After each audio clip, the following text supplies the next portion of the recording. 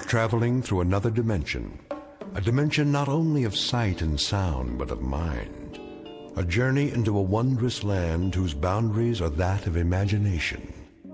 Your next stop, the Twilight Zone.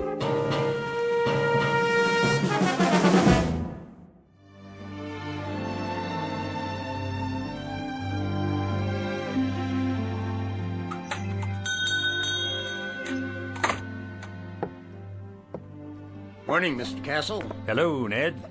Any mail today? Got it right here. Where's my registered letter? Registered? Oh, I didn't see one. The one that says I won the Publisher's House sweepstakes. Oh, well, I'll keep an eye out for it. I entered that one myself. Instead, I get only bills. Yeah, the check's in the mail, Mr. Castle. Say, maybe tomorrow, huh? Maybe. See ya.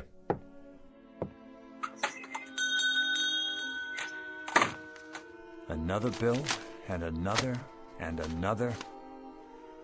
Edna, what about the gas and electric? What? The gas and electric bill. How many months is that? 2 months. That's one you'd better pay. That's the one I can't pay. Mr. Castle? How are you, Mrs. Gumley? Just fine, Mr. Castle. Good. Glad to hear it. How have you been? Oh, can't complain. Been having a lot of rain, haven't we? What? Oh, yes. Quite a bit of rain for this time of year. Well, it's good for the flowers. How's that? Good for the flowers. The rain, that is. Yeah, very good for flowers.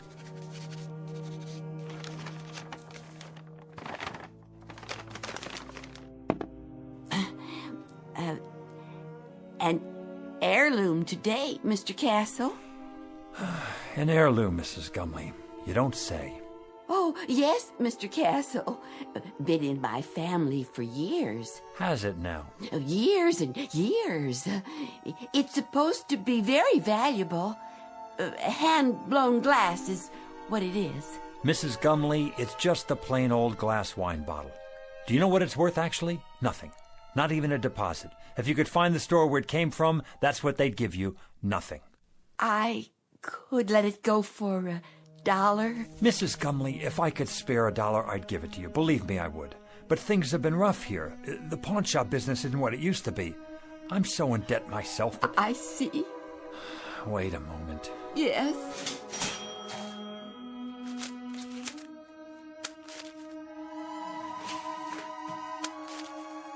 $1 it is, then. I wish it could be more, Mrs. Gumley. I really do. God bless you, Mr. Castle. I could kiss you.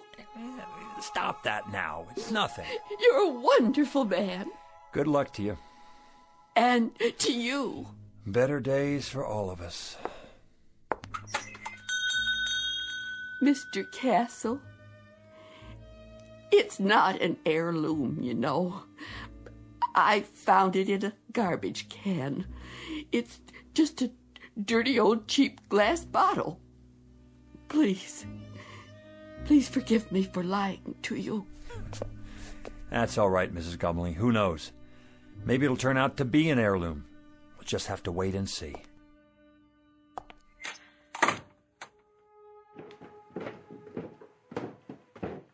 Who was that? No one. It sounded like Mrs. Gumley. Then I heard the cash register. What did you buy this time? Edna. Oh, a bottle. Gorgeous. She said it was an heirloom. Is that right? She has to eat, doesn't she? And you don't? That's not the point. Arthur, we're a couple of weeks away from bankruptcy. Don't you think I know that? Then you'd better start rubbing that bottle and pray, Arthur. Pray that a genie appears, because that's about the only hope we have left. Oh, Edna. Edna, please.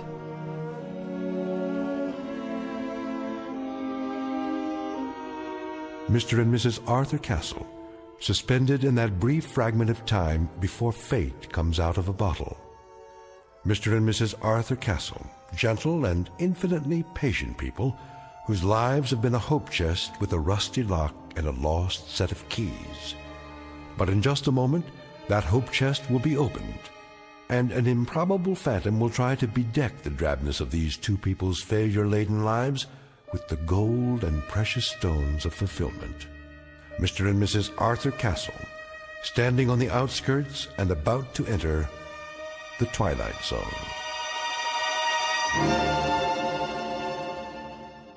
And now, back to our story from the Twilight Zone, The Man in the Bottle, starring Ed Begley Jr., with Stacy Keach as your narrator.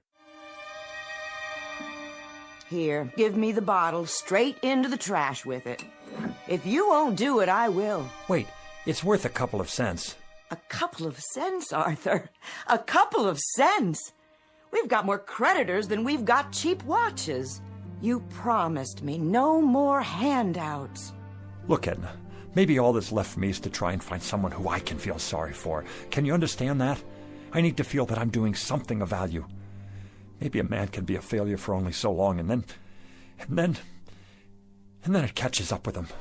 Arthur, you're not a failure. Of course I am. Look around you, Edna. In this clutter you see the legacy of 100 years. My grandfather owned this shop and it finally broke his heart. Then my father, and it killed him too. The meanness of it, Edna. The shabbiness of it. The hand-to-mouth of it. This isn't just a hock shop where you buy the pitiful little residue of other people's failures. It's a shrine to failure. That's what it is. It's a mausoleum, a burial ground for people's hopes. Arthur, please don't talk like that. Edna, what happens to us anyway? What happens to us? Have you ever thought of that? We're not old people, and yet this place is making us old. There should be years ahead of us, years without having to make do, scrimping and counting and picking over checkbooks and budgets and final notices and old bills and... Careful, Arthur, you're knocking things over. I don't care about the bottle. I'm trying to explain... Arthur, what's all that smoke? I don't know, but it seems to be coming from inside Mrs. Gumley's bottle. How do you do? Where did you come from? From the bottle, of course. The bottle? It fell to the floor, the cork popped out, and here I am, at your service. I'm supposed to buy that. What do you take me for?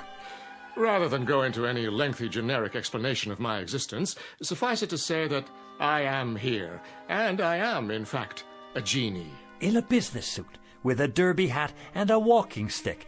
And you expect me to believe that you're a genie? That's quite correct. There's no such thing, except in fairy tales. On the contrary, I am living proof, in a manner of speaking. Arthur, who is this man? You'll have to do better than that, mister. I don't know what you're trying to pull here. Very well, I'll get right to the point.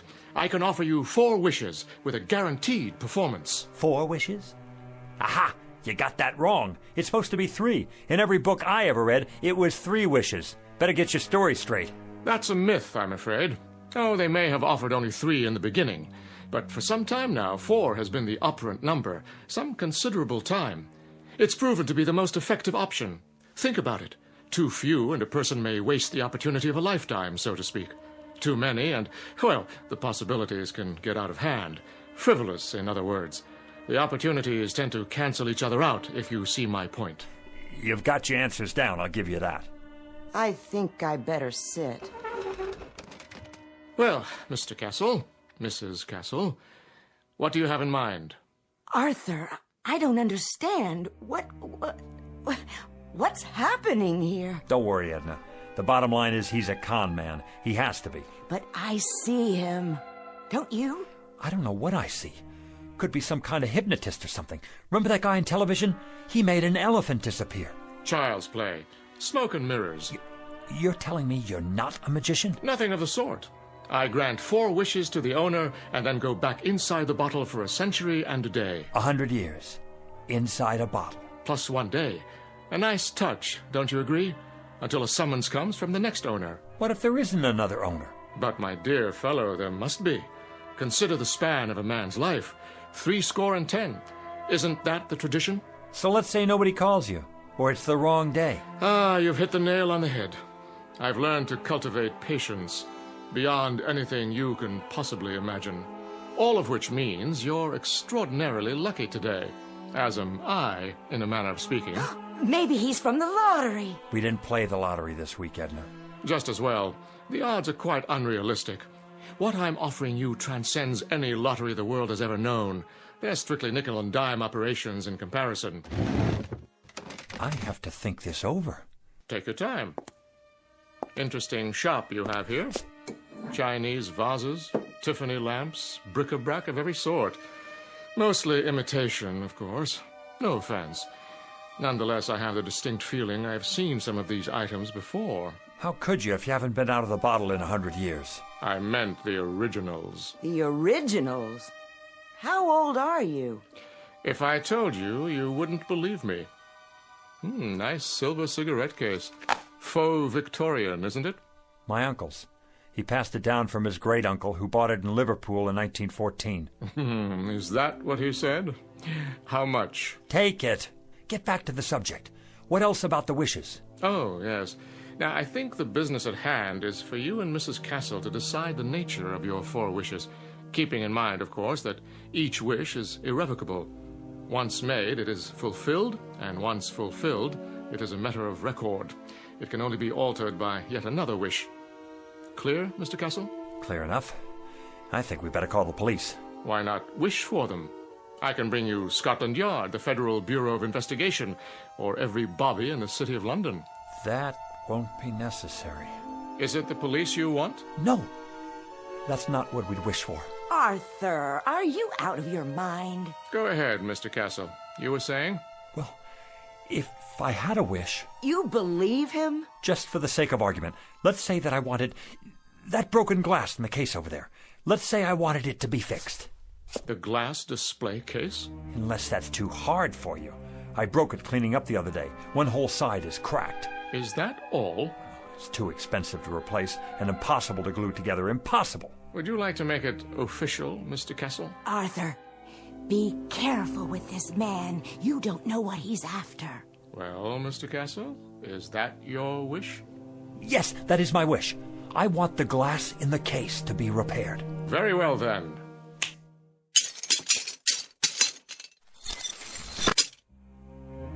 Am I dreaming? It's a magic trick. It has to be. No, you're not dreaming, Edna. I see it too.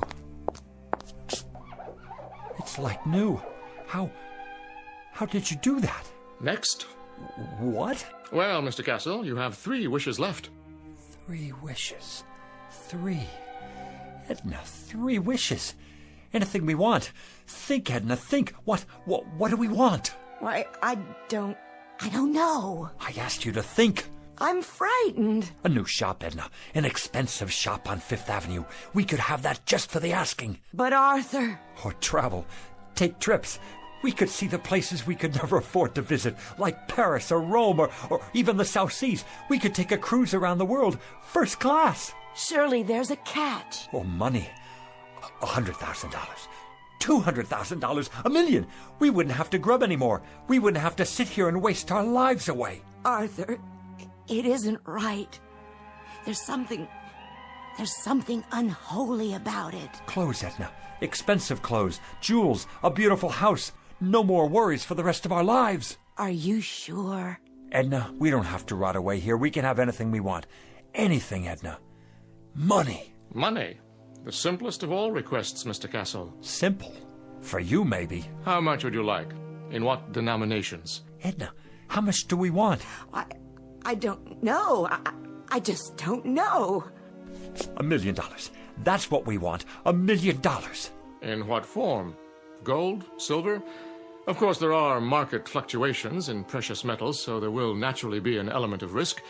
Platinum shows the least movement. Diamonds are relatively stable at the moment. Forget it. Cash only. All negotiable U.S. currency. Very good. Denominations? No 50s or 100s. Make it $5 and $10 bills. Recent dates and no counterfeits. Where would you like it? Savings account or checking? Perhaps a numbered deposit in a Swiss bank. Right here. Here? Where I can see it. On the floor? Don't you worry about that. Just bring it here. I'll take care of the rest. That is your second wish. You understand English, don't you? That's our wish. Coming right up. Oh, just one thing. Aha! Arthur, I told you. Do you mind terribly if I... If what? if I smoke? Is that all? Of course, if you prefer otherwise. I see the no smoking sign on the wall. No, go right ahead.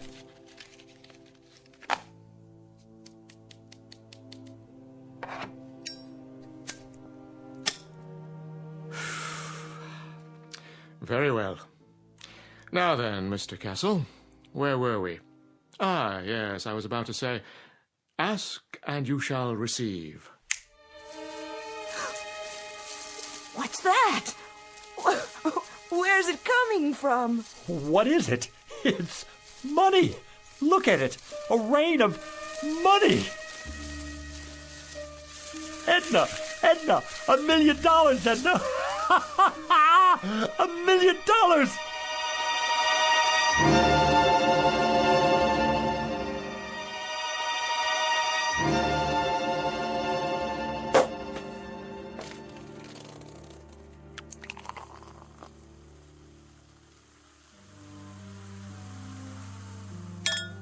There you are, Edna. Champagne.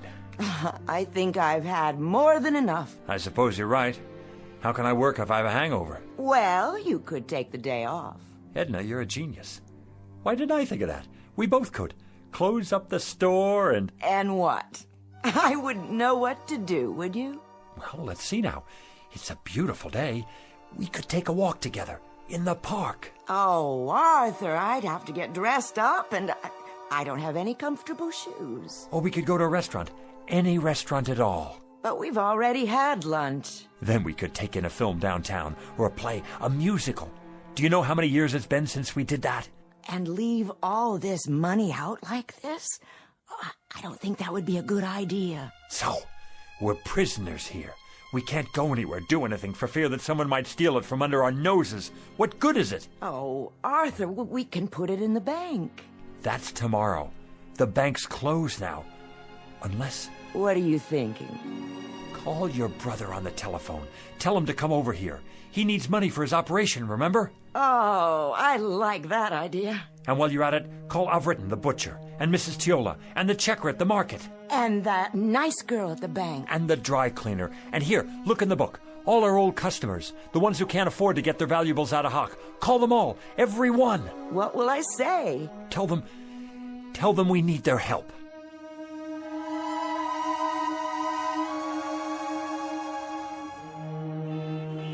It's a miracle, that's what it is. I couldn't believe it when they called. Where did they get it all? They're such wonderful people. And so generous, too. Hey now, what's going on here? Hello, Officer McLaurin. The line's halfway down the street. Yes, it certainly is. Are they having a fire sale in there or what? It's that nice Mr. Castle and his wife. What about them? They're redeeming things. What things? All kinds of things, as long as you've got your pawn ticket. Even if you don't, they remember. They're redeeming us. That's what they're doing. It's the loveliest gesture I've ever seen. Hi there, Mrs. Gumley. Beautiful day. Indeed it is. Your turn, Mrs. Gumley. Go on in. Hold on. Where'd you get that fistful of money? Right inside, officer. From Mr. and Mrs. Castle, bless their souls. What are they doing, running numbers? Nothing like that. Strictly legit. You're telling me they gave it to you? Sure did. Enough to pay off their tab at the butcher shop and then some. Plus the next 10 years in advance. And whereabouts did they get this bankroll? Don't ask me. But their ship sure must have come in big time. The horses, was it? Or the lottery? I heard it was the sweepstakes that came in the mail. No, it was their cousin. He died and left them a fortune. Well, we'll just have to see about that. They're not breaking any laws. I haven't had my turn yet. You're not going to arrest them, are you? Maybe not, but I'll keep a close eye on the situation. In the meantime, I know someone who might be real interested in all this. Don't you people go blocking the sidewalk now.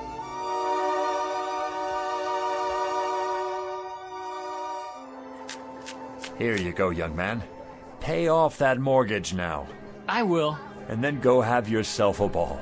You and your lovely wife. I don't get it. Why are you doing this? Do I need a reason?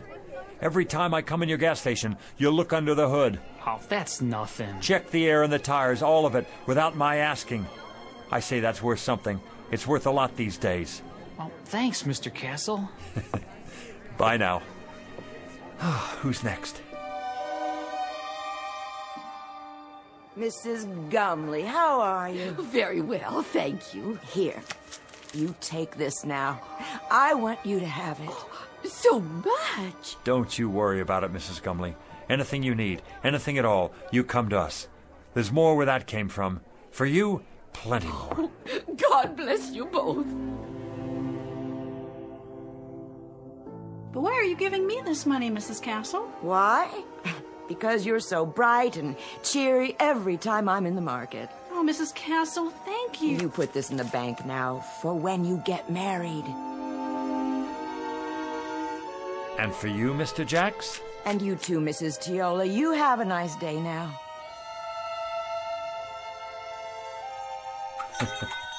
Don't mention it. Buy a round for everybody. On me. Is that all of them? Oh, for now. Put the close sign in the window, would you please? Of course, dear. Whew. Now that's what I call a day's work. You did wonderfully well, Arthur. I'm so proud of you. You know, Edna, I don't care how we spend the rest. I feel so good right now, seeing all those happy faces. I know. It would be nice to get away for a while, though. I agree. Some time in the sun, nothing fancy. How much do we have left? Look in the box. It's still practically full. We didn't put a dent in it. Your father would be proud. Rest his soul. And your grandfather. Tell me your opinion about something, Edna. If you like, dear. I'm wondering, do you suppose I still need to carry on the family business? Well, we don't have a son or daughter. I'd say you've more than done enough, Arthur. All these years. Even if we did have kids, I'd rather leave them money to start their own business. Something with a future. What about your cousin's children? Oh, that would be a wonderful present. And what about you? You've been so patient all these years. What would you like? Well, first, of course, you're going to retire. No ifs, ands, or buts. And then, wherever you'd like to live, Arthur, as long as we're together. Of course we'll be together. You think I'm going to take up with a young floozy? Oh, no, I don't think that. You wouldn't. It's not in your nature. But you're tired. You need to rest. We both do. Rest and live.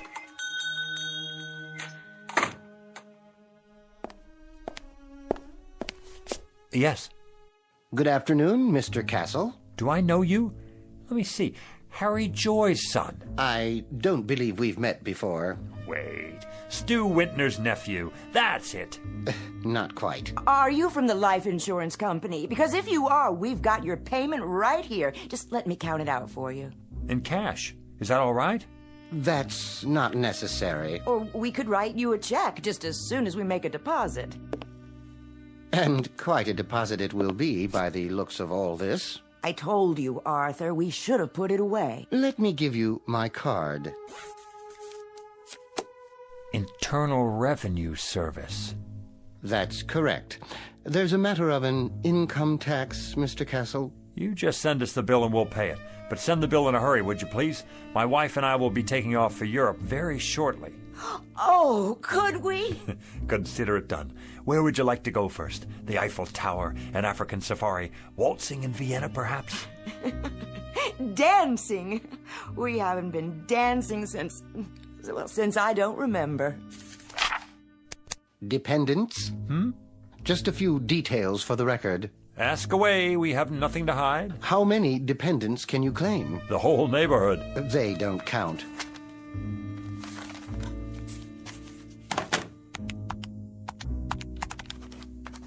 Wait. What's that figure? The one you just wrote down? Beginning with a sum of $1 million, taxed on the basis of a husband and wife, using the standard deductions and taking into account unpaid back taxes, approximately $907,000. Oh, that's how much I have left? Good. Fabulous. That's how much you owe the government.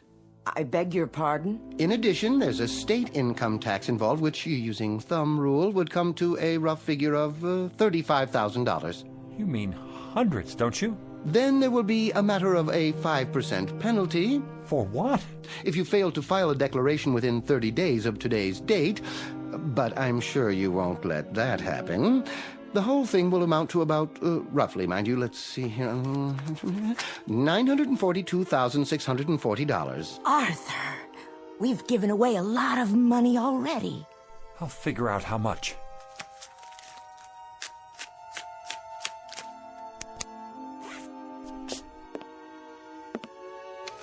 Fill out this form and send it to us with your check. It should be self-explanatory.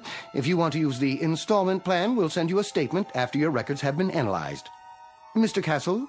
Yeah. Send us the bill. We'll be seeing you. Good evening to you, Mrs. Castle.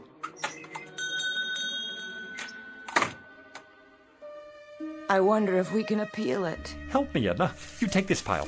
76, 77, 78. Oh, Arthur, where's the genie when we need him? Well, how much is there? $910,535, $910,540. We gave away almost $60,000, and this goes to taxes, leaving us with this. One $5 bill. That's our entire profit, Edna. $5 whole. That was quite a wish, Arthur. Quite a wish. And we haven't even paid the bills yet. If you'll recall, it was my suggestion that you reflect very carefully, Mr. Castle. Very, very carefully. Now he shows up. Had you made a wish that took into account the taxes involved... Look, you. Plenty of sweet talk and promises and the whole thing. And all the time you're nothing but a con artist, after all.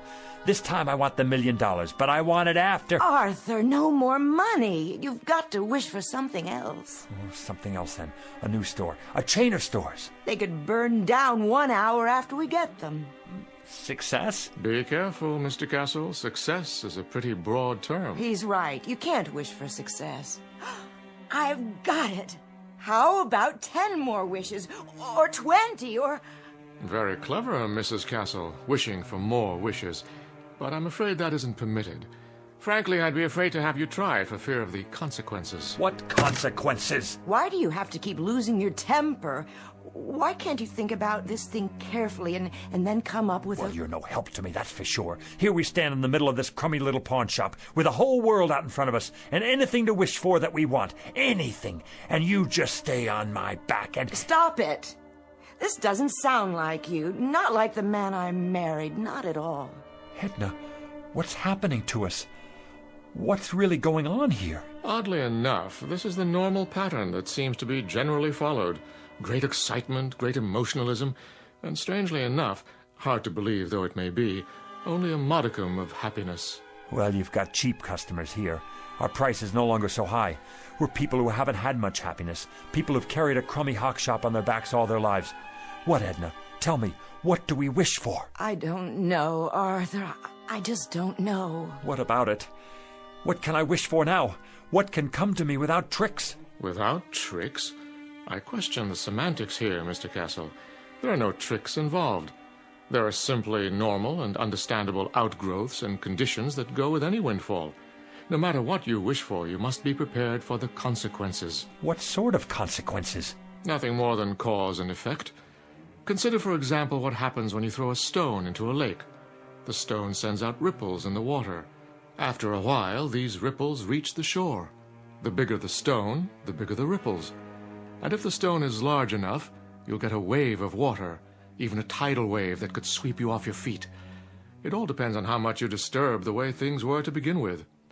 Now do you see what I mean about consequences? That I need something without consequences. I'm not sure that's entirely possible. Something dead sure, at least. Something anchored, something airtight. I must agree, that would be the ticket. Is there such a thing? Sit down now. You'll give yourself a heart attack. Edna, I think I've got it. I think I know what it is. What, Arthur? Power, Edna. Power, prerogatives, to be in charge of something, to be a boss, to be a leader with respect and the freedom to live as one likes. We could wish for that. Possible. Very possible. President of a corporation? that sort of thing? We could be sued, go bankrupt. Warden of a prison. That's idiotic. Mayor of a city. We could get voted out of office, and then what? Wait a minute. I know what. Head of a country. Ruler of a whole country, that's it. Who can't be voted out of office. What about it, Jeannie? I want to be the head of a country who can't be voted out of office. Is that your wish? Do you want to be more specific than that? Hold on. Let me give it to you this way. I want to be the head of a foreign country who can't be voted out of office, but it must be a major country, well known, not some poverty-stricken third world place, and not in ancient times either, in modern history. How do you define modern? Within my lifetime, and developed. A fully industrialized country with millions of educated people where I'm very popular and can't be voted out of office. No problem. You sure? Of course I'm sure. I mean, what about the consequences? Consequences, Mr. Castle? I've already told you. You run the risk of consequences no matter what you wish for. Like the ripples in a stream. There's no predicting, at least not with absolute certainty, where they'll lead. All right, then. Go ahead, Arthur. Wish for that. The thing you said. I want to be the head of a foreign country, just as I've described it. Now it's your turn, Jeannie. Take over. As you wish, Mr. Castle. As you wish.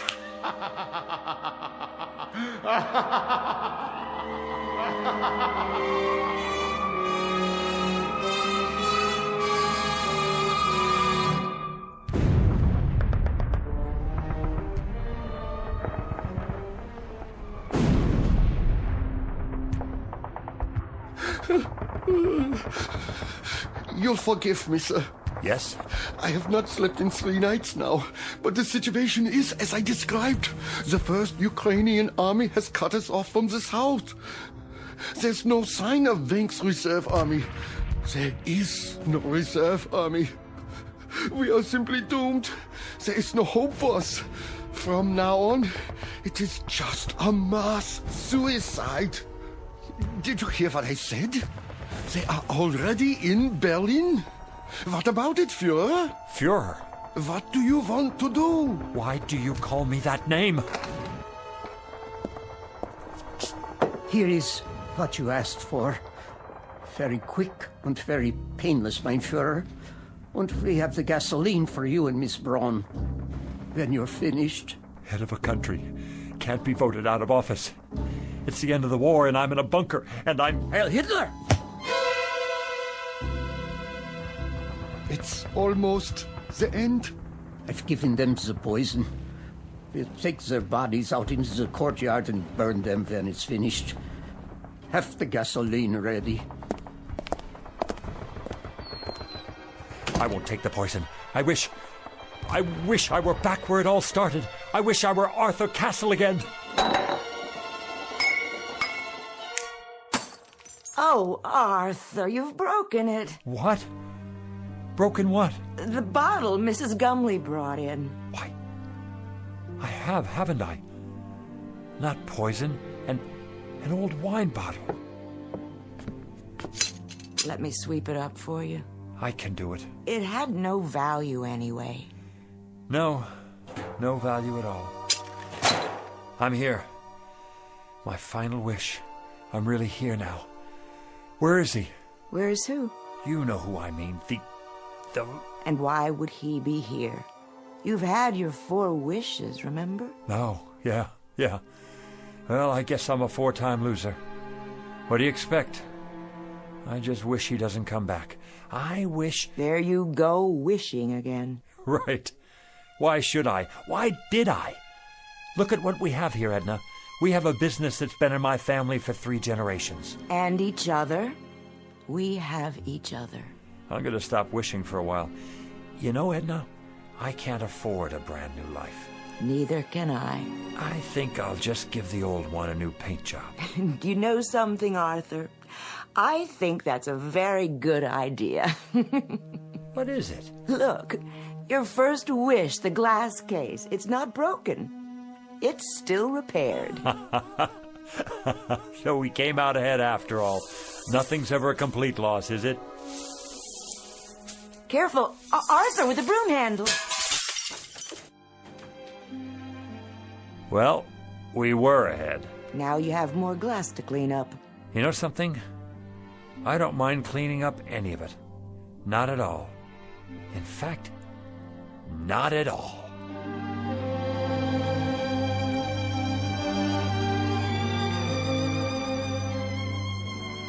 A poet named Lowell said it, something to the effect that granting our wish is one of fate's saddest jokes. Lesson to be learned out of a few fragments of broken glass in a trash can. And a word to the wise, to the garbage collectors of the world, to the curio seekers, to the antique buffs, to everyone who would try to coax a miracle from unlikely places. Check the bottle you're taking back for that deposit, because the genie you save might be your own. Case in point, Mr. and Mrs. Arthur Castle, fresh from the briefest of trips into the Twilight Zone.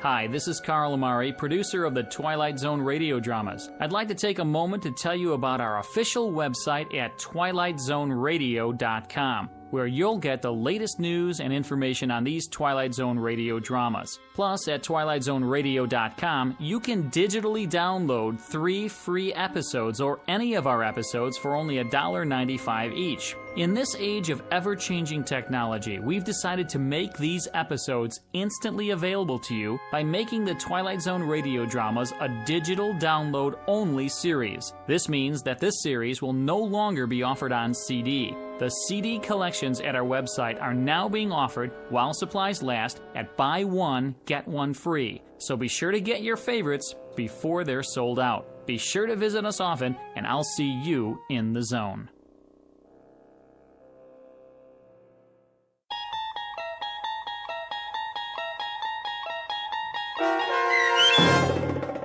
The Man in the Bottle, starring Ed Begley Jr., with Stacy Keach as your narrator, was adapted for radio by Dennis Etchison and based on a script by Rod Serling.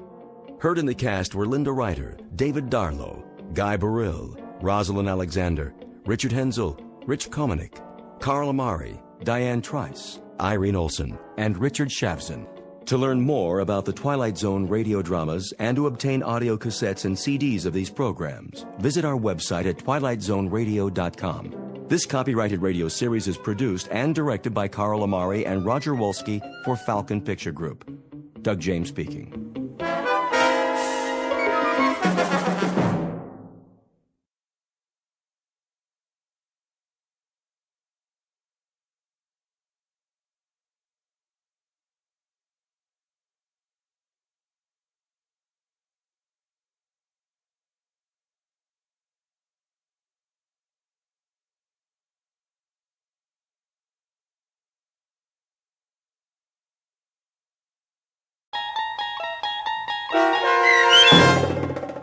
Gentlemen, Be Seated, starring Stan Freberg and Mike Starr, with Stacy Keach as your narrator, was adapted for radio by Dennis Etchison and written for The Twilight Zone by Charles Beaumont. Heard in the cast were David Darlow, Anna Savrutsa, Doug James, Joby Cerny, Kurt Nabig, Jeff Lupiton, Carl Amari, Linda Ryder, Christina Verba, Peter DeFaria, and Chad Reinhardt. This copyrighted radio series is produced and directed by Carl Amari for Falcon Picture Group. Doug James speaking.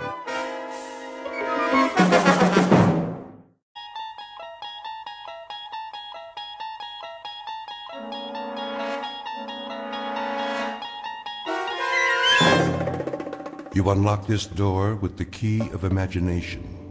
Beyond it is another dimension, a dimension of sound, a dimension of sight, a dimension of mind. You're moving into a land of both shadow and substance, of things and ideas. You've just crossed over into the Twilight Zone.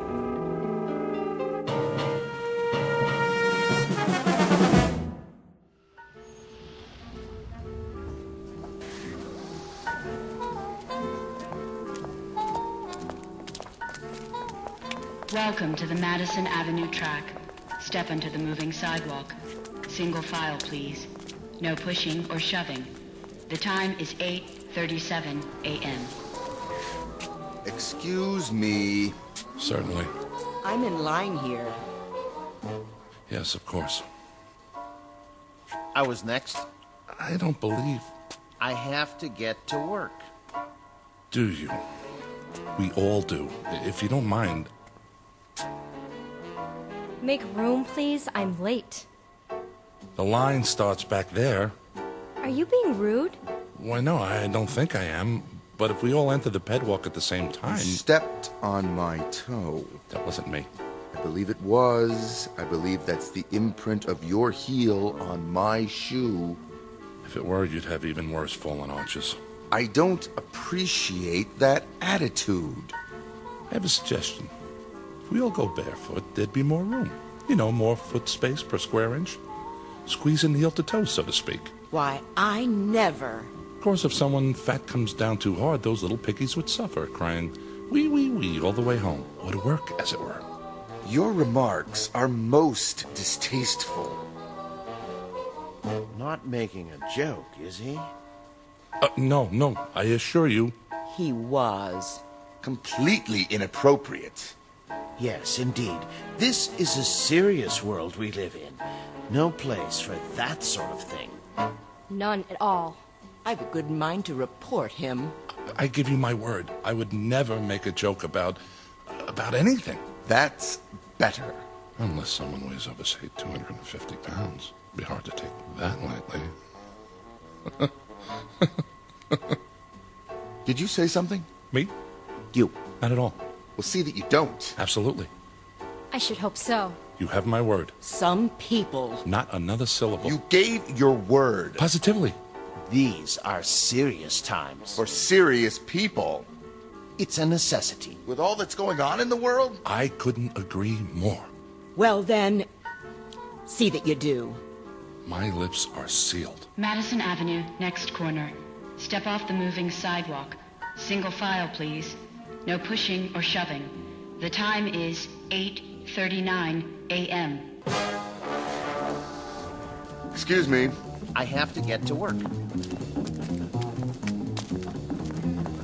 Wee, wee, wee, wee.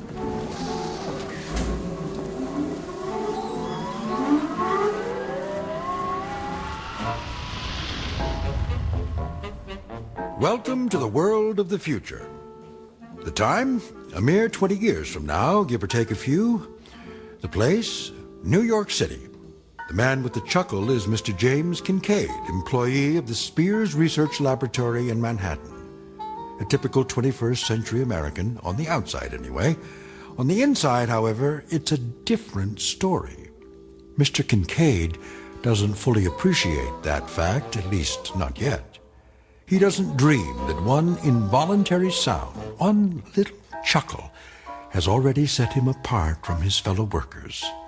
For this is a serious world for serious people. But by allowing a single utterance to pass his lips, he is about to be transported out of this world and into the Twilight Zone.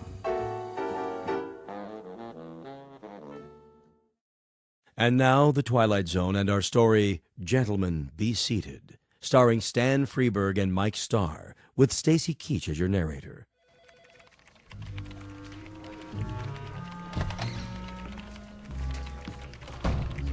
Morning, Kincaid. Morning, Miller. Not late, am I? You're cutting it pretty close. Sorry, Lindsay. Little skirmish on the pedwalk this morning. Skirmish? So many people nowadays. I hear there used to be cabs in New York. Think of it. Cars with drivers that took you all over. Up one street and down another. Shortcuts. Sounds like a nightmare. Yes, I guess it does. Biddle's not in yet, I take it? Mr. Biddle's never late. It's 8:59 now. That means he'll be here in, well, less than a minute. 30 seconds, to be exact. Morning, Mr. Biddle. Yeah, morning, Mr. How do you Biddle. do, sir? Hello, sir. Good morning. Well, enough chit-chat. Back to work. Yes, sir. Yes, Yes, sir. sir. Look at that. What? Biddle. Somebody moved the electric coffee maker. So? He doesn't see the cord. He's going to trip on it. Shouldn't we tell him? No, wait. This is gonna be good. How can you say that? Mr. Biddle! Mr. Biddle, watch where you're going.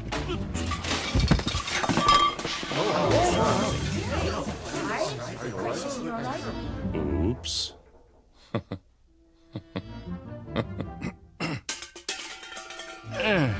Who said that? Why, no one, Mr. No one Biddle. said anything. Yeah, nothing at all. Was it you, Miss Capshaw? Me, sir? I only meant you should watch where you were going. There was an oops, followed immediately by what I took to be a chuckle. Oh, no, sir. I didn't laugh. No one laughed. Was it you, then, Kincaid? None at all, sir. I didn't say a word.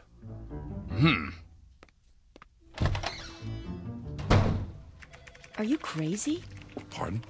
Laughing at him like that. But I didn't. I don't know how to laugh. Nobody actually laughs anymore, do they? And a good thing, too. As if anyone had time for such things. Quite right. Well, better get started. I have a design to finish before... Oh, no. Something the matter? There's a red flag on my screen. I'm not surprised. It means Biddle wants to see me in his office. Well, here goes.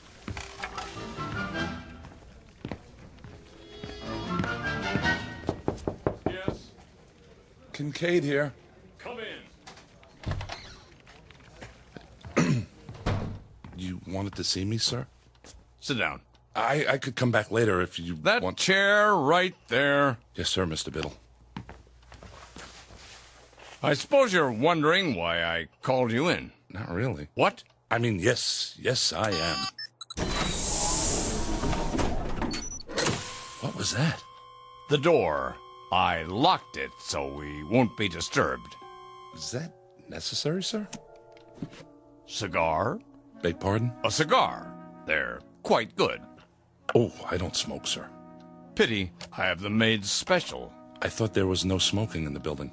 Oh, it's all right. This office is airtight and soundproofed. Are you absolutely sure? Quite sure, but thank you anyway. Now then, as to that difference, how significant it is, I don't know, but you may recall that a few minutes ago, on my way to my office, I tripped. Do you recall that? Someone should have been more careful with the electrical cord. I should have. I hope you weren't... What was your reaction? Why, regret, sir. Indeed? Yes, sir. It's a serious world we live in, and that is why we must be serious. Don't you agree? Definitely. Definitely. A man never knows what might happen at any moment. Unquestionably. Even the simplest things. They might not be what they appear to be. I'm not sure I... Terrorists, my boy. Spies. That sort of thing. They're everywhere. What if there were an explosive charge, say, hidden in this very office? It could go off at any time. Surely not. Oh, there's no telling when it might happen. Any time at all. I sit here at my desk, puffing away, while we talk about serious things, and the seconds tick by until it goes off. It was right under my nose, in the cigar, you see. What do you say to that? Aha! I knew it. Excuse me, are you all right? Of course. Oh, a little worse for wear. By the way, is my face blackened? Eyebrows singed? A bit. Here, take my handkerchief. Nonsense. It was only an exploding cigar. Tell me something, my boy, and be honest. Do you find yourself chuckling often? Well, How did it feel? I'm afraid I don't understand. Did it feel strange? Yes. But not unpleasant, right? Not as such. We could describe it then as a strange but not unpleasant sensation? If you say so, sir. Good. Splendid. Oh, splendid. Will that be all, sir? I should get back to work. Yes. I'll unlock the door.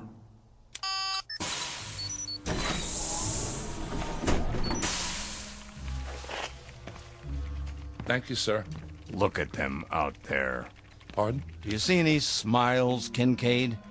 Even one single little grin?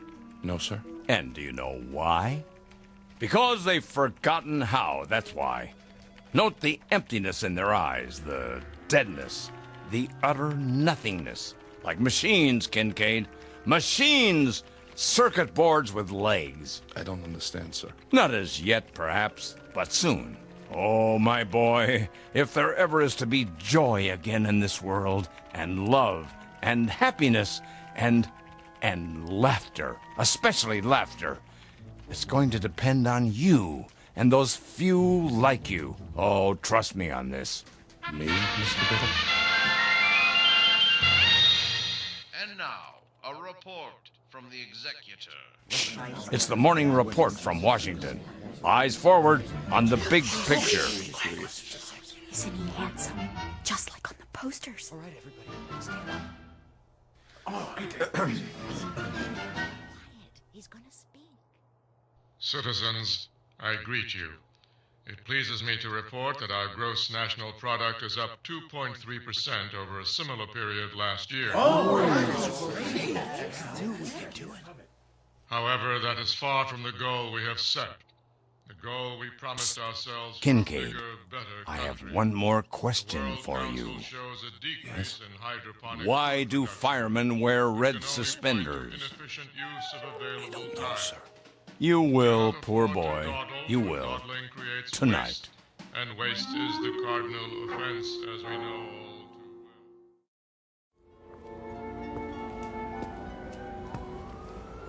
well. What in the... Here I am, my boy. Oh, Mr. Biddle. Just as we said, 7:30. Right on time. Yes, sir. I almost didn't make it. Oh? Trouble? The directions you gave me were fine. It's just that I've never been to this part of the city before. The pet walk doesn't run this far. Oh, well, first time for everything. Glad you could make it. You've had dinner, I trust? I ate something. The usual synthetics? Of course. Well, they're all right, but I'll tell you something. There's a great deal of difference between a steak and something that only tastes like steak. Just as there's a difference between a human being and something that only looks human. I see. Do you? I hope so. I really do. I'm afraid I don't see much at the moment. That's because most of the streetlights are out. They don't bother to fix them since no one comes here anymore. Something the matter? It's just the smell. They don't spray out here either, but you'll get used to it. May I ask, where are we going? Why, we're almost there. We are? Yeah, they call this no man's land. The last of the old world, right here in the city. Beautiful, isn't it? I suppose. You don't think so. You think it's non-functional. A lot of ugly, wasted space. I know. Well, not to worry. They'll have it torn down in a few years, swept away, forgotten. Evening, gents. Why, good evening to you, sir. Could you spare a smoke? Sorry. Hold on, my good man. I have here a cigar of the finest leaf, hand-rolled to my specifications. You're not really going to... Have no fear, my boy. This one's real. You sure? Indubitably. How about some spare change for a cup of cava java?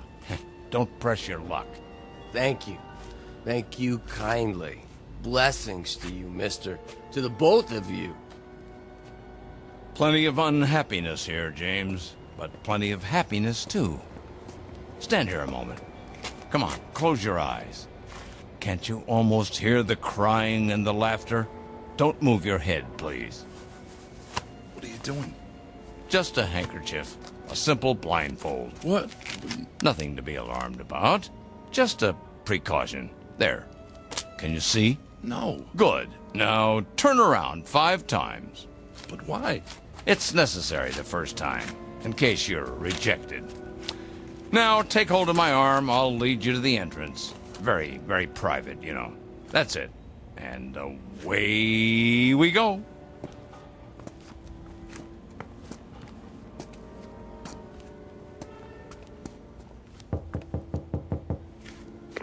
Why does the chicken cross the road? To get to the other side. Come along, my boy. You can take off the blindfold now.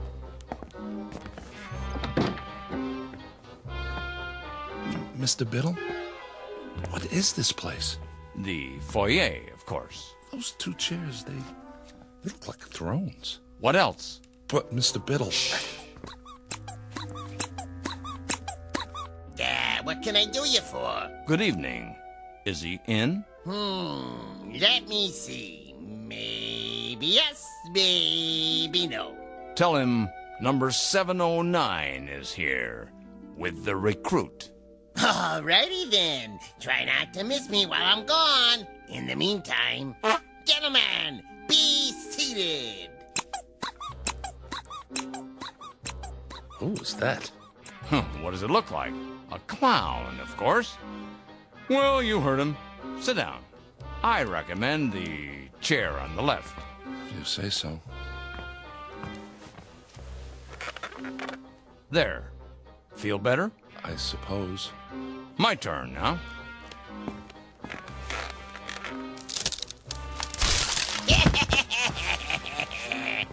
Mr. Biddle, are you all right? Perfectly. Here, take my hand.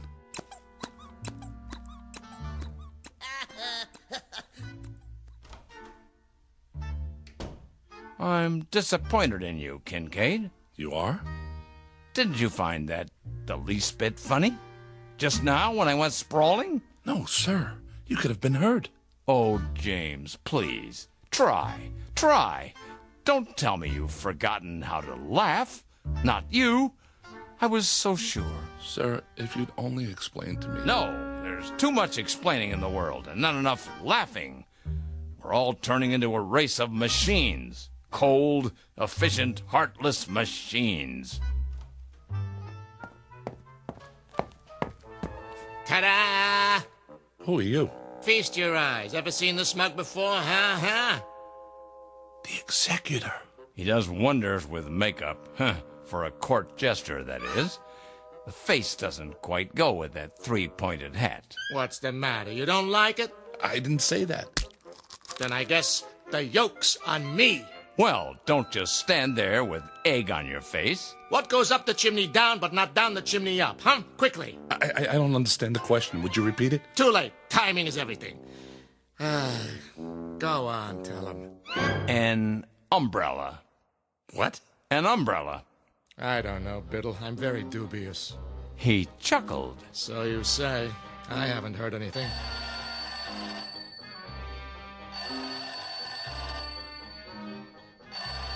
What's that? Sounds like the phone to me. Well, don't just do something. Stand there. Jester here. It's for you. It is? Hello? I say, hello. Sir, it squirted me right in the eye. Must be an overseas call. Better clam up. I'm all wet. You sure are. Now I really need a towel. Oh, Biddle. Yes? I've got something for you. Watch out! Spoil sport. But he's got something behind his back. Where? Right here. But I don't like pie. Lemon meringue. You're positively reeking. Time to hose off, and nothing leaves you squeaky clean like good old seltzer. Who's got the soap? Forget soap. You need your rubber ducky. Or a lifeboat. Now, wait a minute. It's not possible. What's wrong, Kincaid? You'd better get a change of clothes, Mr. Biddle, or you'll catch your death. You see? Hopeless. That's it. Wait. He's only a beginner. But we must be so careful, Biddle. Yes, but give him a chance. Very well. One last test. Glad to meet you, Mr. Kincaid. Put her there. I don't... Go on, shake. Ow! Oh, that didn't hurt. It's just a joy buzzer. You wind it up, and when someone shakes your hand... That's it. I've had it. I don't know what any of this is about, but I know one thing. I don't want any part of it. You people, you're out of your heads. You're all loony. You're psycho. I'm getting out of here right now, and don't try to stop me. Uh-oh. Another fine mess you've gotten us into.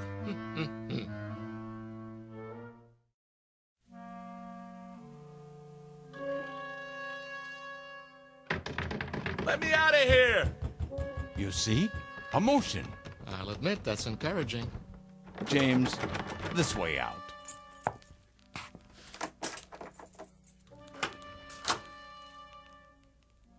If you please, it's just through here. No tricks this time? No tricks. Wait, this is a library. A small reading room for our members. Members? Mr. Biddle told you nothing? He asked me to meet him. I thought it was about work. What is this building? Used to be offices. Now it's abandoned, so we made it our headquarters. Headquarters of what? The SPOL. The Society for the Preservation of Laughter. Have a seat. Oh, no. Now, this one's a real chair, I promise. Well, just for a minute. Oops. Hey, that was not me. You sure, my boy? Sorry, I must have left an old whoopee cushion under the seat. Collector's item now, you know? Here, let me get it. Go on, make yourself comfortable while I explain. You see, James, we're a secret organization. A kind of underground, if you will. Running counter to established law in the Commonwealth. Most of what we do is either frowned upon as bad taste or legally forbidden. We are, in short, outlaws. I don't like the sound of that. An old tradition. Ever hear of something called speakeasies? They were secret clubs that sold liquor during Prohibition. Well, this is a laugh easy.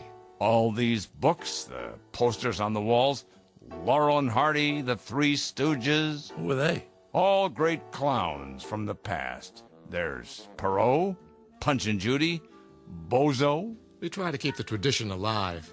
What tradition? You see, Mr. Kincaid, the world has forgotten how to laugh. There are some of us who regret that fact. Unlike those in power, we feel that laughter is important enough to be preserved, at any cost. Am I getting through to him? What the jester is trying to say, well, the world used to be a pretty terrible place, you see, James. We had disease and war and depression and prejudice and a lot of unpleasant things. The people couldn't change it all, but they could do their best to endure it. How did they endure it? By laughing at it, ridiculing it. They laughed at everything then. But along came the psychologists and the censors, and suddenly nobody could tell a sexual joke or a racial joke or a sick joke or any kind of joke. They weren't politically correct. And that was the end of humor. We're trying to keep it alive. Take the trick cigar. You chuckled. I did not. Yes, you did, and I'll tell you why.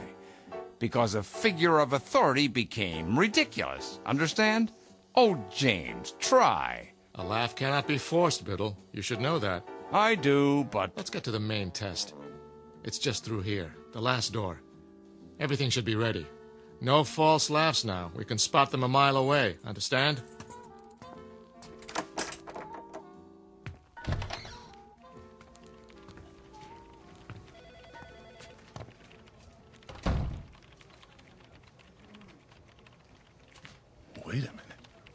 Wait a minute. This looks like... Spears Research. Where you work, Kincaid. Where I work. A perfect replica, down to the smallest detail. But how? It's nothing, really. We have art directors, carpenters, just a matter of painting a set, some props. And now, the music and the screen. The executor. Is he giving an address? You'll see. Okay, everybody stand up. Citizens, I greet you. It pleases me to report that our gross national product, however, that is far from the goal we have set. Yay is a tomato for ya. For a bigger, better country. The World Council shows a decrease in... Our broadcast has been temporarily interrupted. Refreshing, wouldn't you say? But it's unpatriotic. Perhaps you should talk to your fellow workers.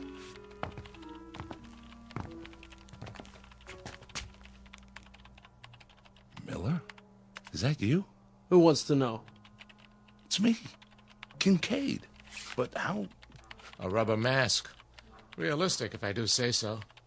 Watch this. He's about to reboot his computer. Now, boss? Now.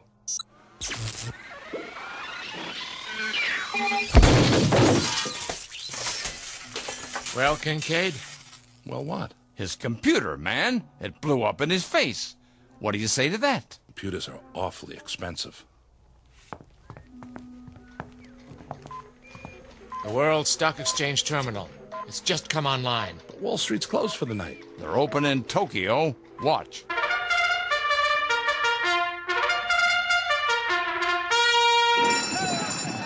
And they're off. Dow takes the lead, followed by DAX, NASDAQ, Fortune 500, and gross national product. As we go into the turn, it's OPEC forcing the pace. Wait, national debt's closing in. Now it's consumer spending versus trade deficit. Fighting it out neck to neck. This is going to be a close one, folks. And the winner is Beetlebum. Gross national product in last place. The executive said the gross national product was in good shape. Oh, not much hope for him.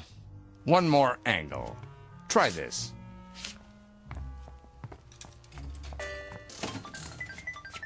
Lindsay? Hi, Jim. But this isn't your computer. I traded it for a video poker machine. Got a quarter? Quarter? Come on, I'm on a roll. One more win and I'll buy lunch. What do you say? All right.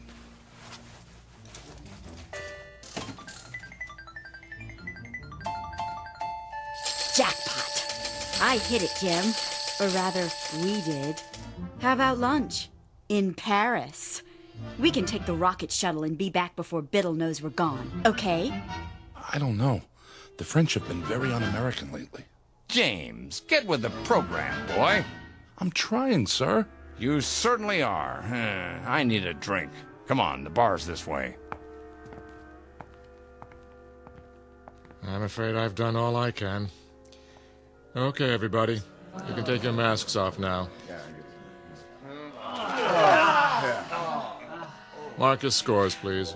On a scale of 1 to 10, I give him a 3. Shh, 2.5. That's too much. I say a big fat 0. I agree with you. 0. That's it for me.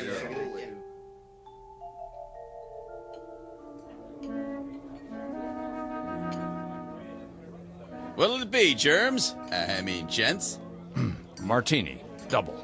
And one for my friend here. Make it special. Coming right at you. Were those my judges? Don't worry about it. I haven't given up on you yet. How about a game of darts? But, sir, the target's there. Pictures of the executor. So they are. How about a rotten egg? Eggs? Right there in the basket, gentlemen. Well, you can throw. I don't know, sir. Oh, come on. This is the man who destroyed fun. Who took away the good times. But you've hated me, haven't you, James? As a boss. No, you have. I know. And with good reason. I've been a stern, pompous ass. But I'm competent at my job. The company can trust me. I know my role. But I'm not at work now.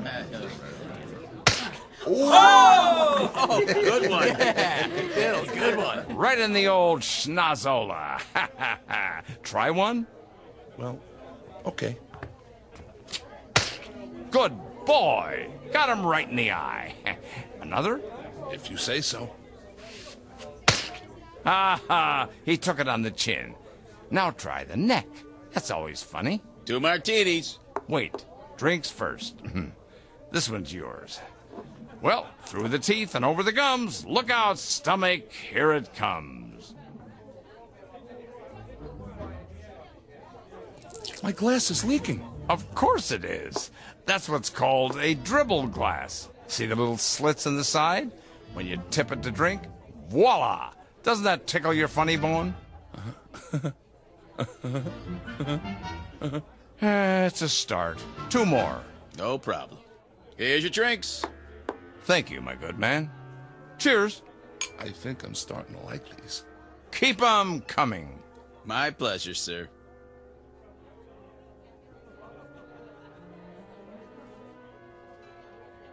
Look at the screen. Know who that is? Who? Betty Boop. A flapper, they called her. Always doing the Charleston. Here, turn it up. Want to dance, Mr. Biddle? Do I? Hold my drink, James.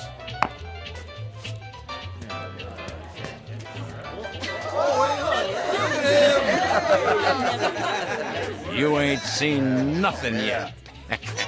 All right. Biddle, Biddle, Biddle, Biddle, Biddle, Biddle, Biddle, Biddle. I'm laughing. Biddle, Biddle, Biddle, Biddle,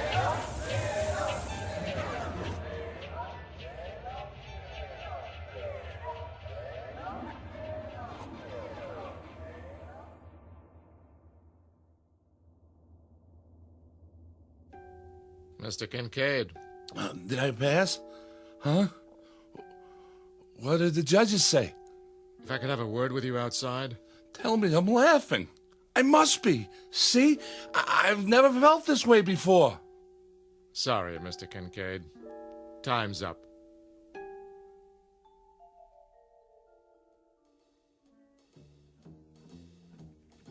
Morning, Jim. Morning, Lindsay. You're looking sexy as usual. What?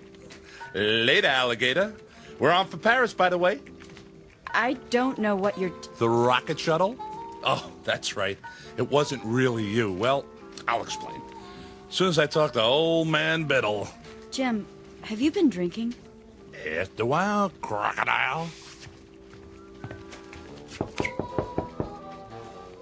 Come in. Hi. You are 17 minutes late. I know. Those martinis, whatever they were, they really got to me. Martinis? I hadn't even tasted this stuff before last night.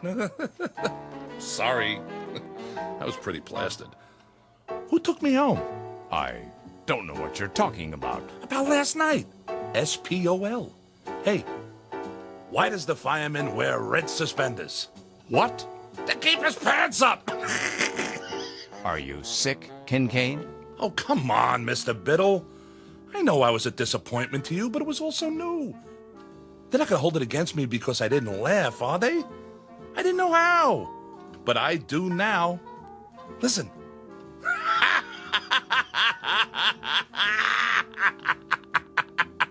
Kincaid? Yes, sir? You're fired. So the judges ruled against me. I don't blame them. You can fix it, can't you? Get out. All I want is a second chance. Is that too much to ask? I can learn. If I don't, what will happen? Humor will die, and comedy, and all the great... I don't know what you're babbling about, Kincaid, but I warn you, if you repeat any of it to the authorities, they'll put you away. Do you understand? One thing I cannot afford to do in my line of work is take chances. And you're not a good enough risk. Do I make myself clear? But, sir... Do I make myself clear?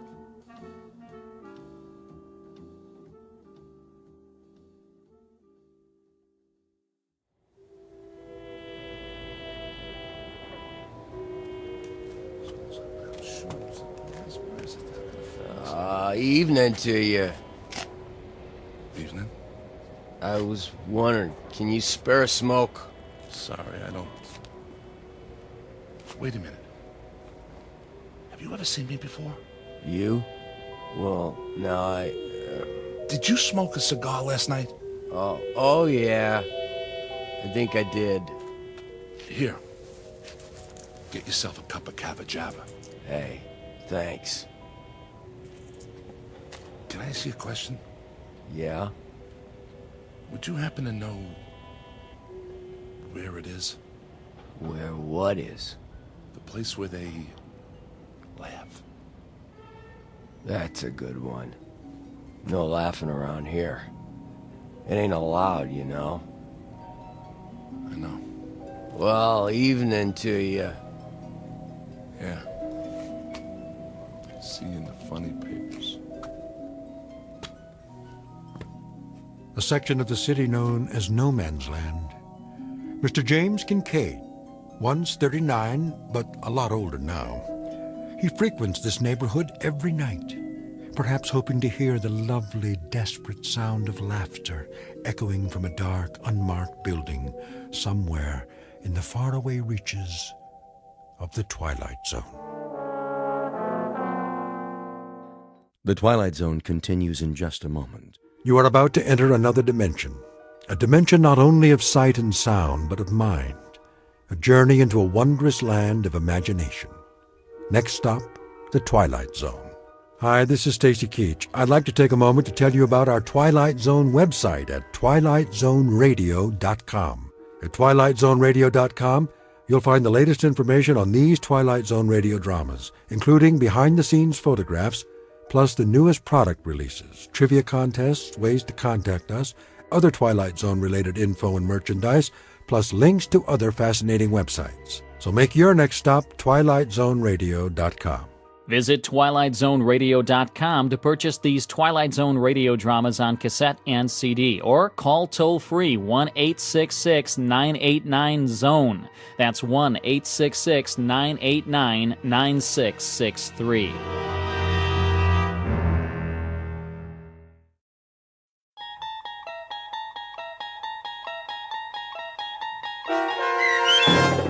Spur of the Moment, starring Sarah Wayne Callies, with Stacy Keach as your narrator, was adapted for radio by Dennis Etchison and written for The Twilight Zone by Richard Matheson.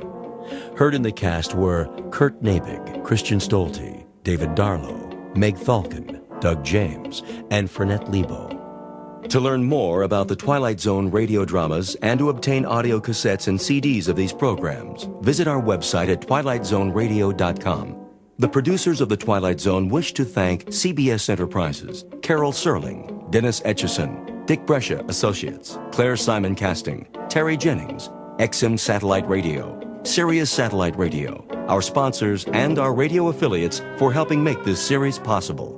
This copyrighted radio series is produced and directed by Carl Amari for Falcon Picture Group.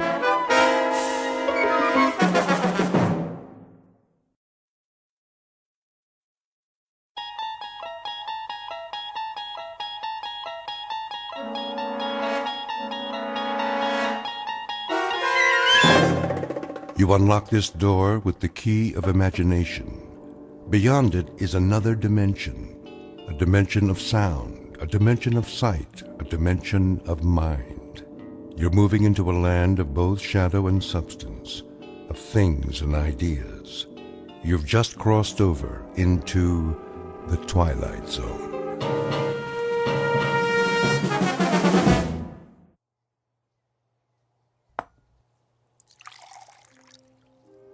Your coffee, Mrs. Henderson. Thank you, Gladys. Will there be anything else? Not just now. Is Mr. Henderson in the study? Yes, ma'am. With the morning paper. Ask him to come in, would you, please, when he has a moment? Yes, ma'am.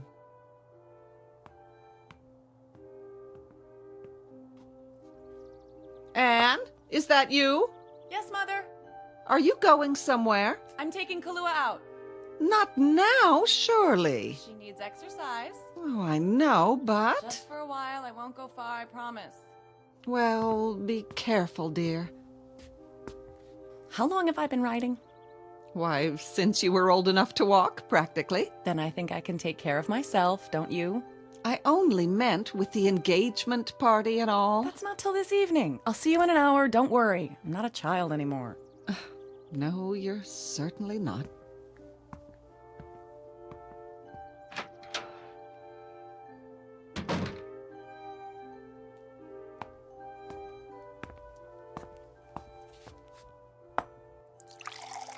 Where's she off to? Exercise, John, for her and the horse.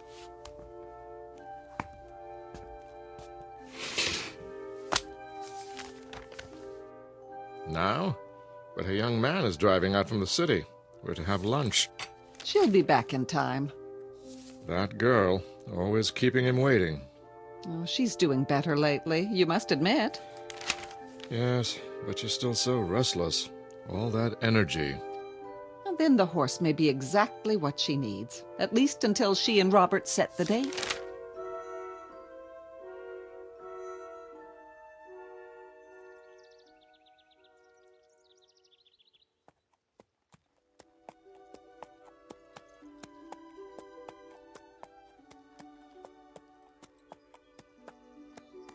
Good girl.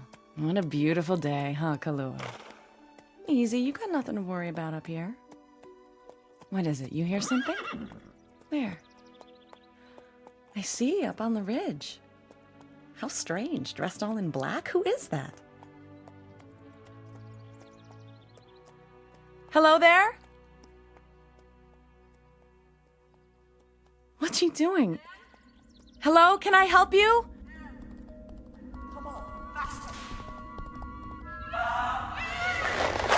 Slow down, please. You're spooking my horse. Come on, Kahlua. She's not gonna stop. She's crazy. We've got to get away. We've got to.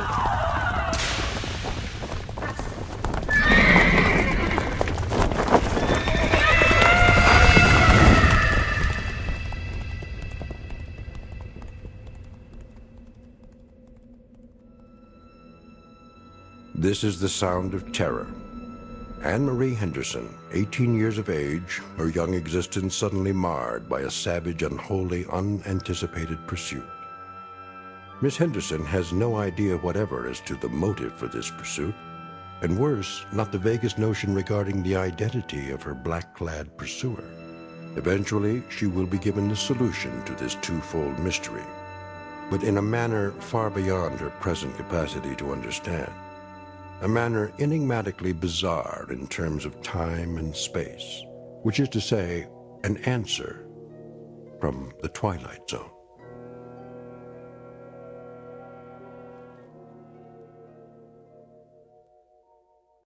And now, The Twilight Zone, and our story, Spur of the Moment, starring Sarah Wayne Callies, with Stacy Keach as your narrator.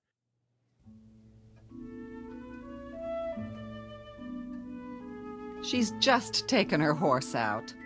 I don't blame her on a day like this. She must have lost track of time. That's easy to do. Here, Robert, sit down. Would you like something? Don't go to any trouble for me. No trouble at all, my boy. I'll have Gladys bring us a tray. No, really. I'd just as soon wait for Anne. Where is that girl? You're looking well, Mrs. Henderson. Oh, now. I mean it. Is that a new hairdo? Oh, don't let's talk about me. No? What should we talk about? How are things in the city? Same as always. Oh, the firm is expanding.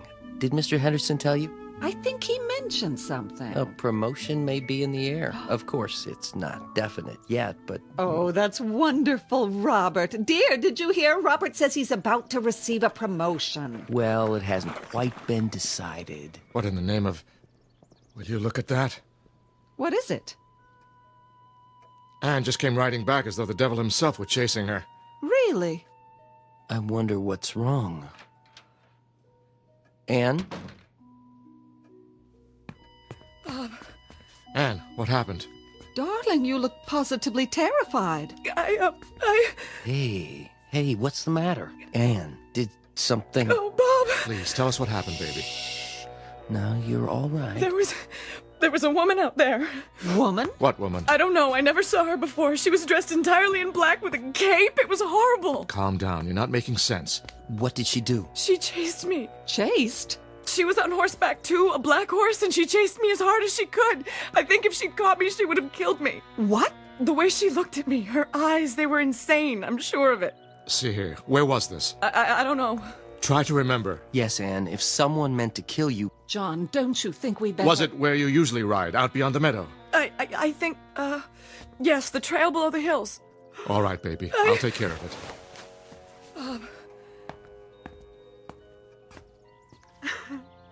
Shh. It's all over now, honey. Everything's going to be all right. Poor darling. What a fright you must have had. use my handkerchief. There we go. All over now. Come sit with me. Yes, on the sofa.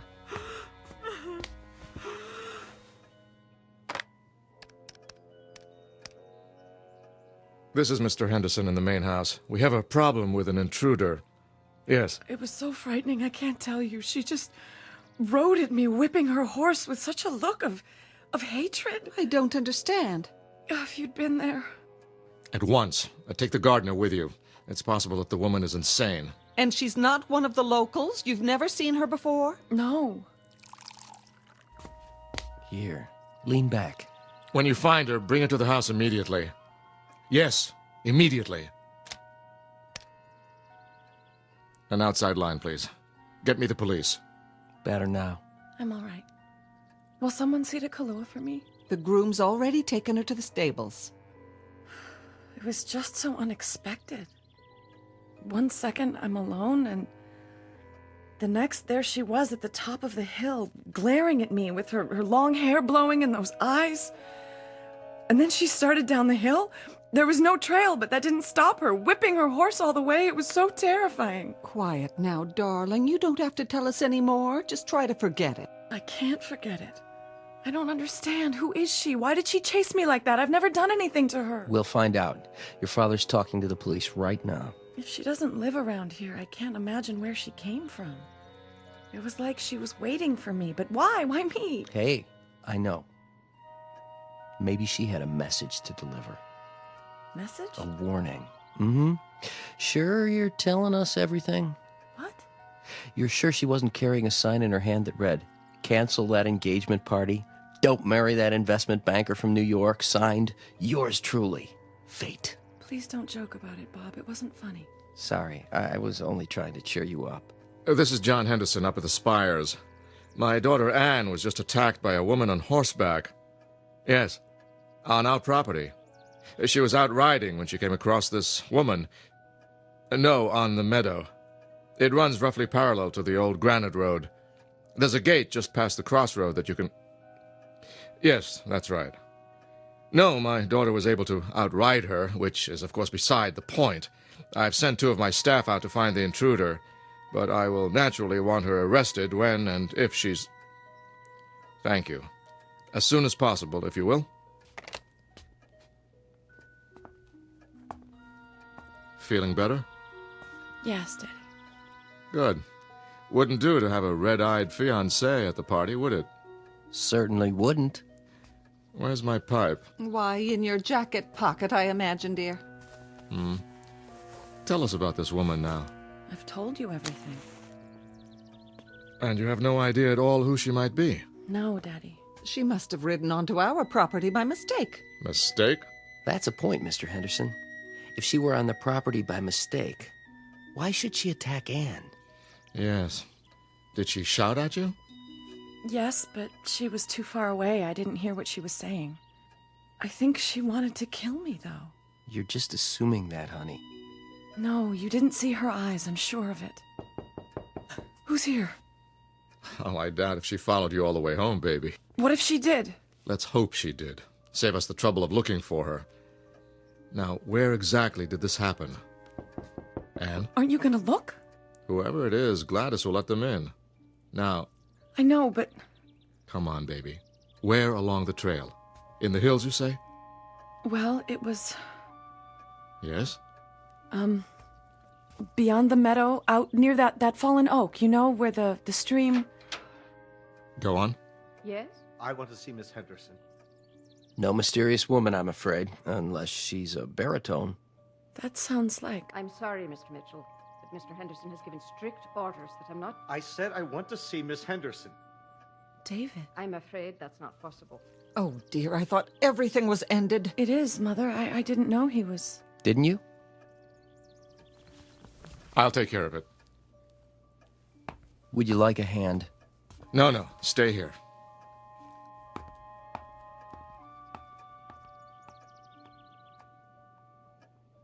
What's going on?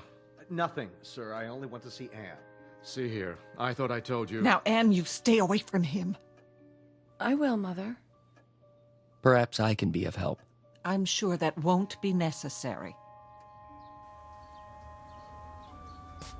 Don't you understand English, Mitchell? Get out of my way.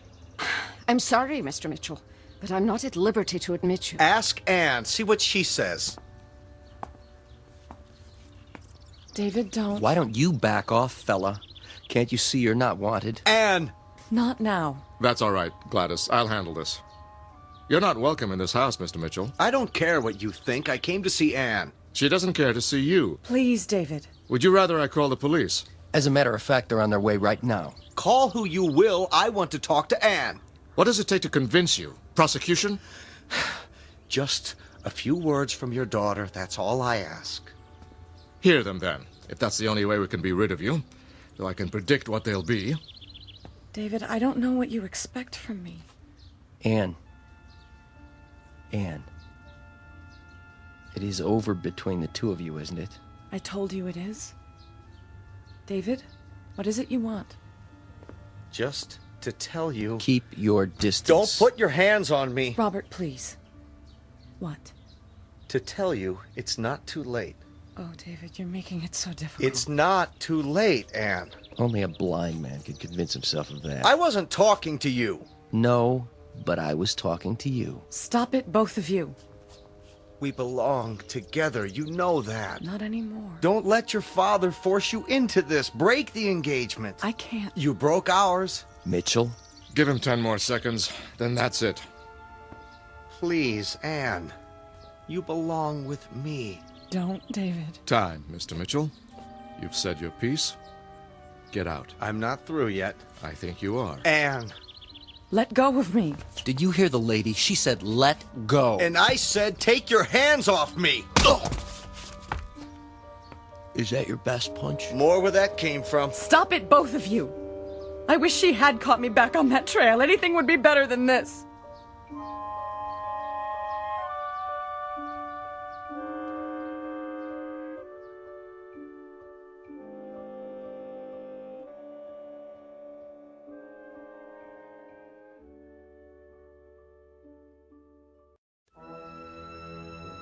Surely you can do better than that, old boy. Let's find out. Steady, Robert. I will have no more violence in this house. Maybe this will persuade you. Daddy, what are you doing?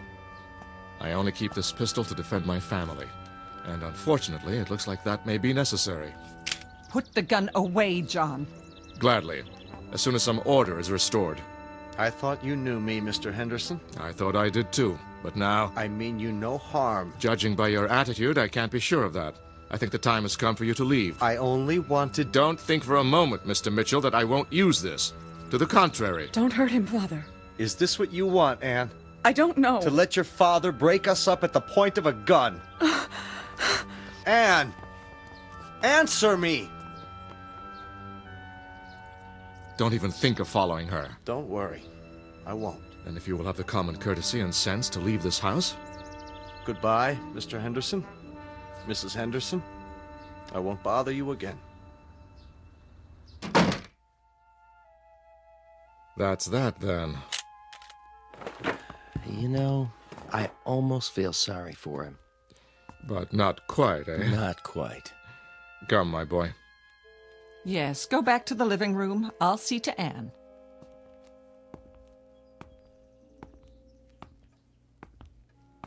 Didn't hurt you with that punch, did he? Hardly. I think a good stiff drink is in order, don't you? Amen. Wonder what's keeping the police. About that woman? They should be here.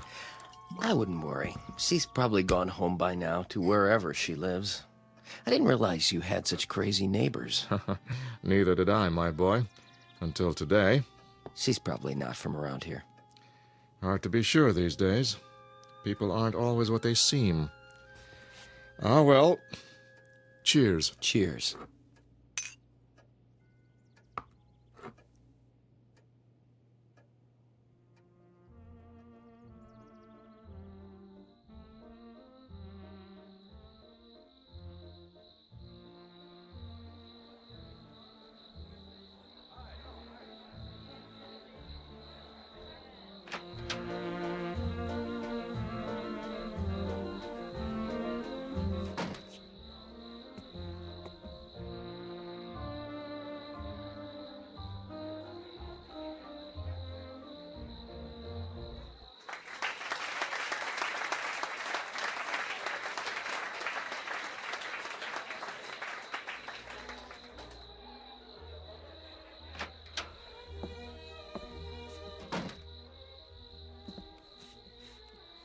Anne, honey? Yes, Robert. There you are. What are you doing out here? I just needed a breath of fresh air. Aren't you feeling well? I'm fine. Your folks were wondering what happened to you. Tell them I'll be right in. Can I get you anything? Some punch? No, thanks. Sure. I'm sure. Just a little tired, that's all. Well, don't be long. You're the belle of the ball. Am I? It isn't every night a girl announces her engagement. I know. Are you sure you're all right? Yes, Robert. Just give me a moment. Anne, I wanted to tell you something. What? Only that you've made me very happy. I consider myself the luckiest man in the world. You do?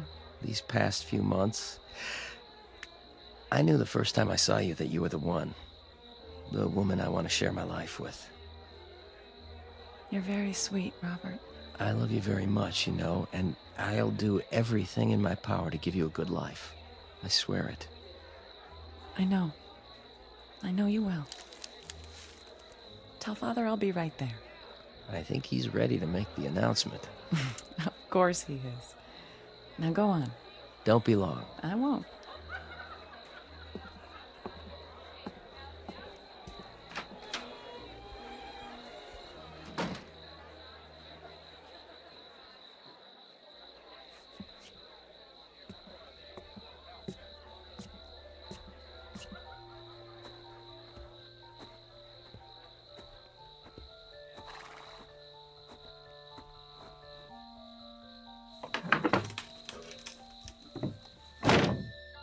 Hello? Anne? David? Over here, in the stall. They'll be looking for me. Oh, Anne. Sit with me. Will you do that much? I'm here, aren't I? Thank you for coming. I don't know where to begin. You don't have to. But, Anne... It's already been decided. I can't let you make a mistake like this. I'm not making a mistake. Forget about me. It's you I'm worried about. I'm not worried. And I can't forget about you. How could I? Ever since we were children. Even then we knew. That's what I thought.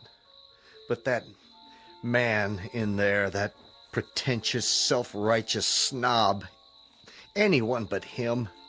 I'd tell you the same if you were my sister instead of the one I've always... Shh. You're not listening to me. I've made up my mind. When I was a child, I wanted to be with you. Only you. I felt the same, you know that, but... I haven't changed. I thought I had, but I was wrong. Today, when you two fought, I knew. I want to get married, David, but not to him. Oh, Anne. Are you sure? I've never been more sure of anything in my life. But how? Let's go away. Now, with just the clothes on our backs. We don't need anything but each other. Where will we go? Doesn't matter, does it? As long as we're together? I can get a job. I'll work hard. You won't have to. As soon as Daddy gets used to the idea, we can come back. He'll find something for you. I don't want a thing from him. We have to make it on our own. Otherwise... Shh. I'm his only daughter. Someday, this place will be ours. We'll run it together, raise horses, just as we always wanted, doing what we love. I only love you. Oh, David. I love you too. So very, very much. What's happened to you? I'm not sure. The truth? It finally got through to me. I was so frightened today. I guess it brought me to my senses. It was like waking up. And I'm so sorry. You don't have anything to be sorry for. Did you bring your car? Down the road. Then let's run away now before it's too late. In a minute, Anne. In a minute.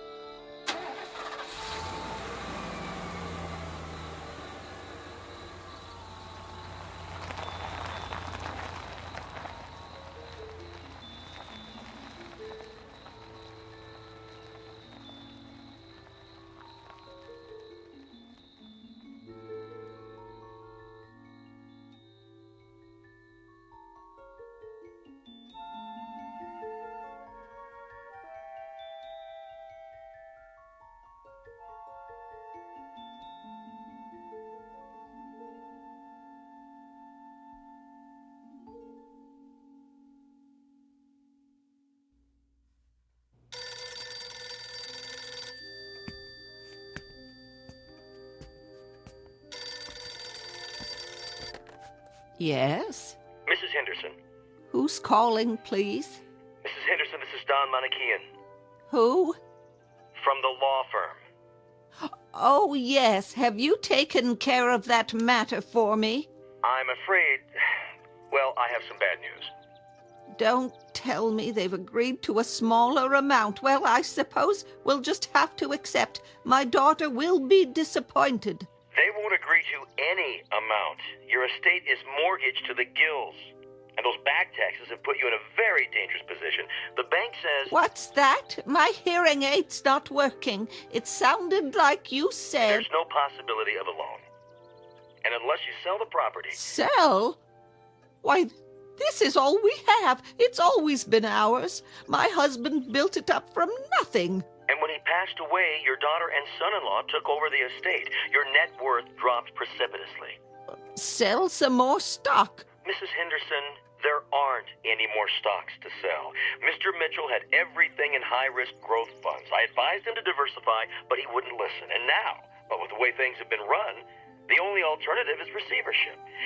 If we can arrange a time to sign the papers... I can't talk about this anymore. My heart. I'll have my daughter call you when she returns. But, Mrs. Henderson, I have to tell the bank something this afternoon. Good day to you, Mr. Manukian.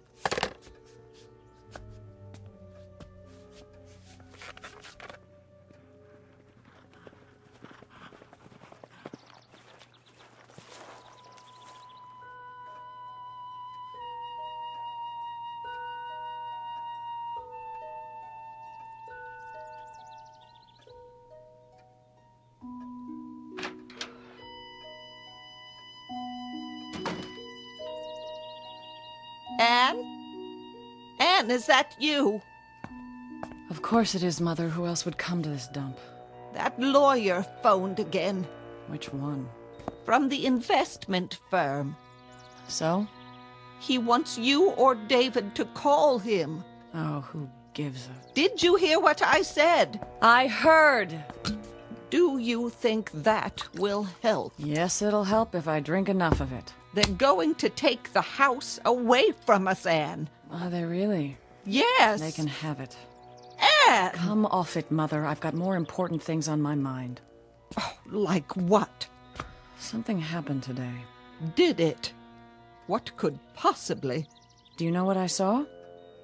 Do you? Anne, really? I saw a ghost, Mother. My own.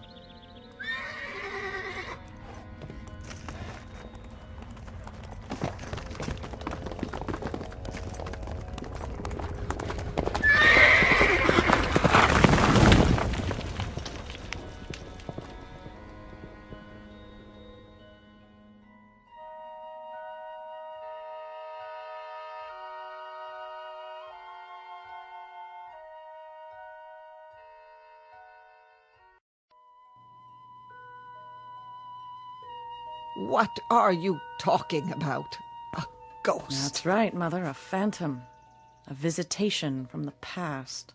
This is no time for such nonsense. You haven't heard a word I said. We're in danger of losing the house. Oh, come off it. That's all it means to you?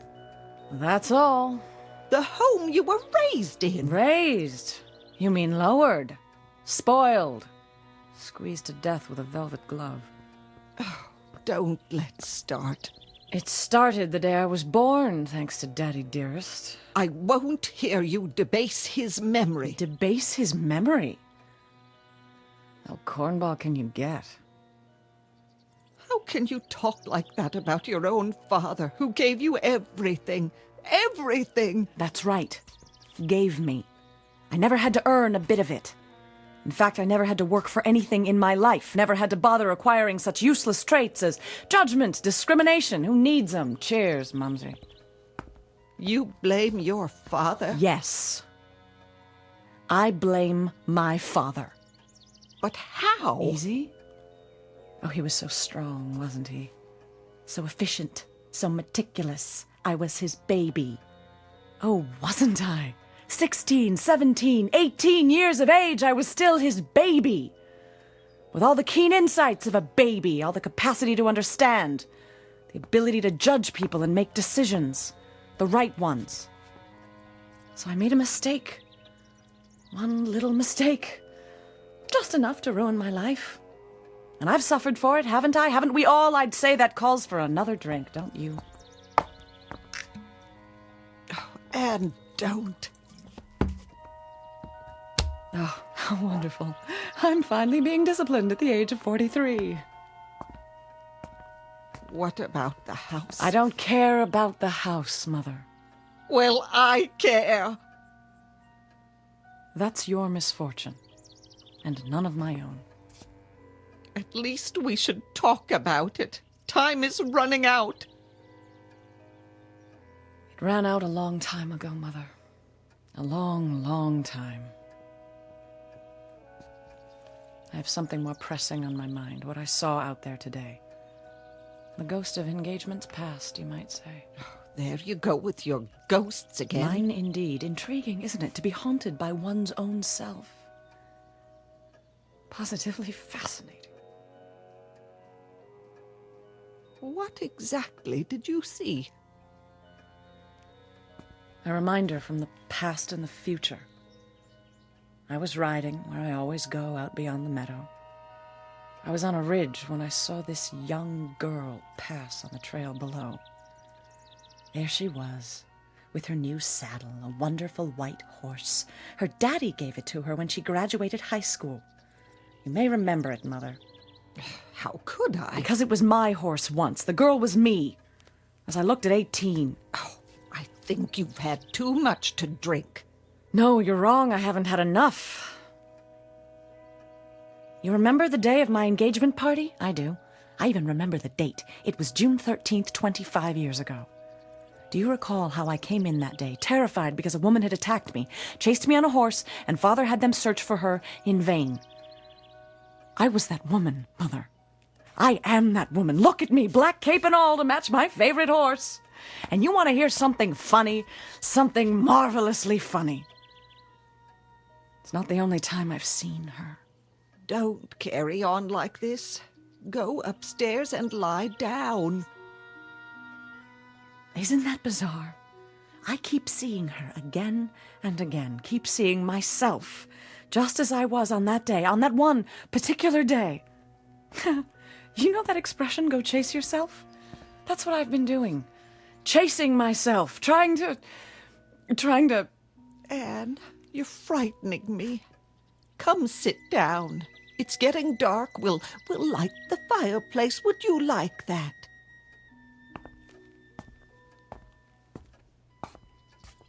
You remember what Bob said to me on that day when I told him? Maybe it's a warning, he said. He thought he was joking. It was a warning.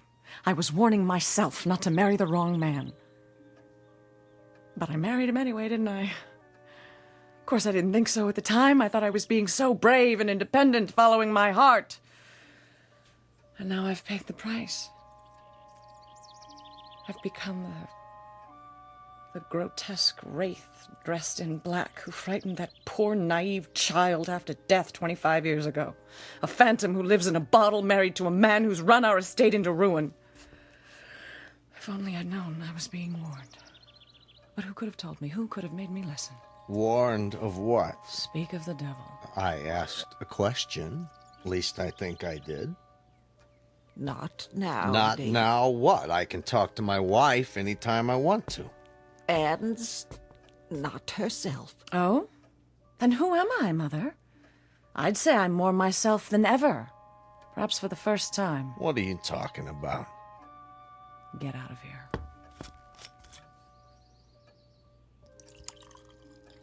David, it might be better. I know, if I crawled back upstairs, so you can blame me for everything. That's not fair. I did the best I could. What did I know about it? Investments, running a business. If your old man hadn't up and died... David? Well, it's the truth. Look on the bright side. We had some good years. Did we? When? After we came back and your father set us up. Some bad luck, that's all. But we'll get on our feet, you'll see. All it takes is for... For what? A miracle? Another life? We only have one chance, and we blew it. Don't you see? I blew it. But maybe, just maybe, if I can find her again and get through one last time. What's the matter with her?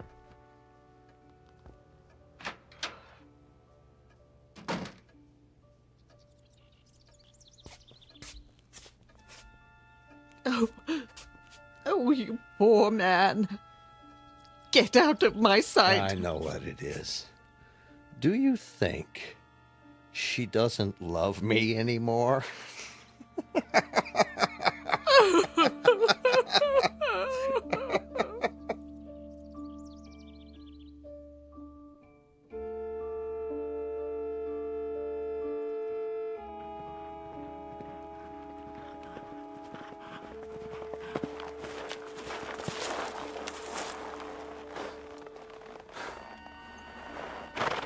Oh, there, easy. This is far enough. I recognize the spot.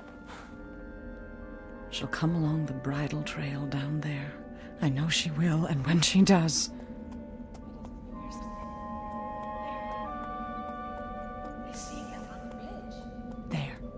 There she is. Look at her. What does she have to smile about? Anne! Come on, faster! Hello, can I help you? Anne? Anne! Anne! Slow down, please. You're smoking my horse.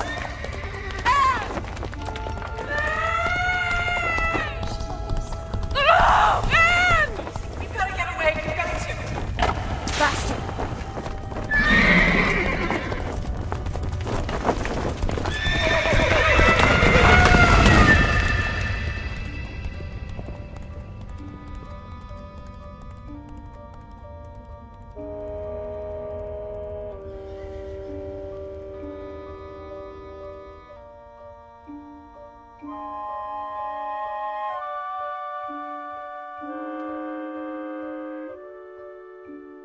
This is the sound of terror. Anne Marie Mitchell, 43 years of age, her desolate existence once more afflicted by the hope of altering a past mistake. A hope which is, unfortunately, doomed to disappointment. For warnings from the future to the past must be taken in the past. Today may change tomorrow, but once today is gone, tomorrow can only look back in satisfaction. Or, as in the case of Mrs. Mitchell, in regret and eternal sorrow that the warning was ignored. Said warning, as of now, stamped, not accepted, and stored away in the dead file at the records office of the Twilight Zone.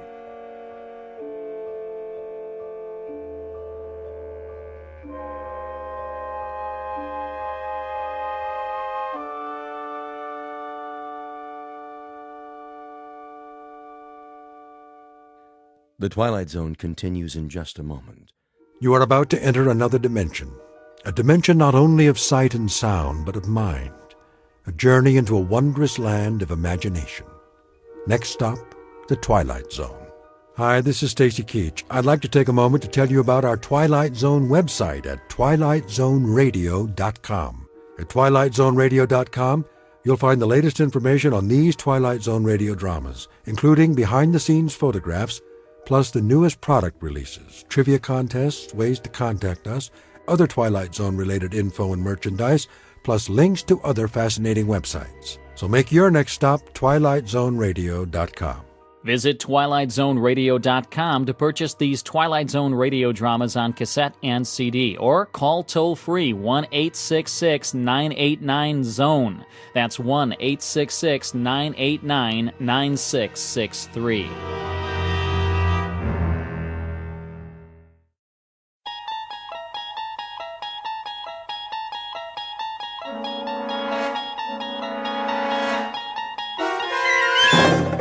You're traveling through another dimension, a dimension not only of sight and sound, but of mind, a journey into a wondrous land whose boundaries are those of imagination.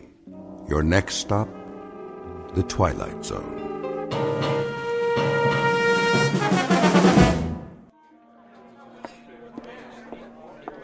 1 martini and a Manhattan. Thanks, Noreen. Shall I run a tab for you? Nah, we're gonna take off in a minute. I want to stay for the show. What show? Georgie says it's a new act. Some guy with a dummy. Big deal. But he's supposed to be good. I'll run a tab. Okay, but this is the last round. Over here, sweets. I'll be right with you, sir. Drink up. Slow down, Artie. The show hasn't even started yet. I got a better idea. Let's go someplace. What for? You know, someplace private. We can talk, get acquainted. I told you, Artie, I'm not going to your place. Why not? This is Dullsville. Besides, those ventriloquist guys freak me out. I think they're funny. Yeah, but the dummies. They all got those big heads and those big painted eyes rolling around. They give me the willies. Testing. Oh, great. It's time for the show. Yeah, great. Is this thing on? I know you're out there, ladies and gentlemen. I can hear you breathing. But seriously, folks, if you're wondering why I called you all here this evening, it's a mystery to me, too. No, honest, I do know. It's because you want to see the chorus girl. Get 'em out here. Yeah, I want to see them, too. All of them, if you know what I mean, and I think you do. But before we do that little thing, I want you to meet a couple of friends of mine. Well, one of them at least. The other's just a chip off the old block. So put your hands together and give a nice, warm, and New York welcome to Jerry and Willie.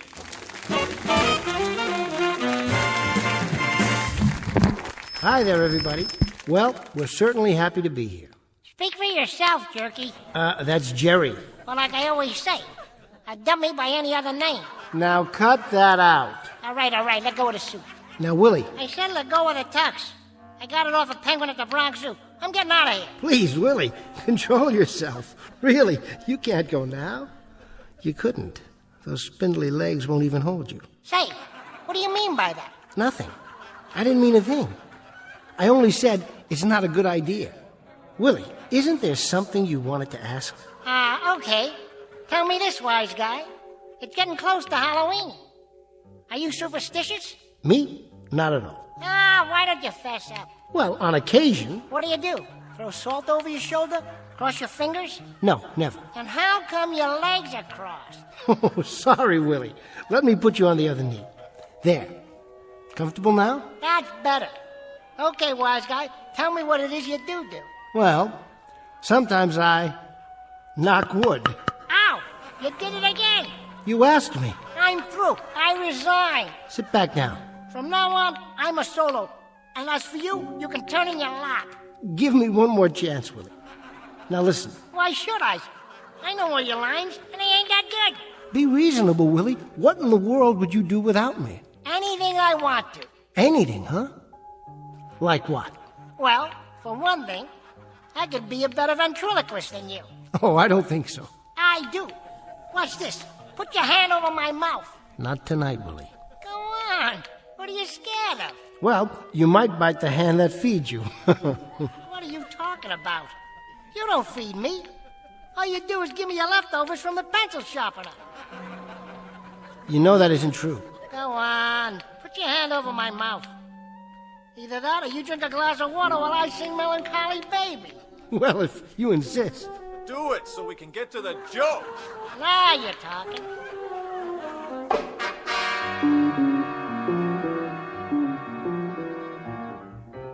Meet a ventriloquist named Jerry Etherson, a voice thrower par excellence. His alter ego, sitting atop his lap, is a brash stick of kindling about 2 feet tall, whose sobriquet is Willie. But in just a moment, Mr. Etherson and his knotty pine partner will discover that they've been booked into an out-of-the-way bistro on a small, dark back street known as the Twilight Zone. And now, The Twilight Zone and our story, The Dummy, starring Bruno Kirby, with Stacy Keach as your narrator.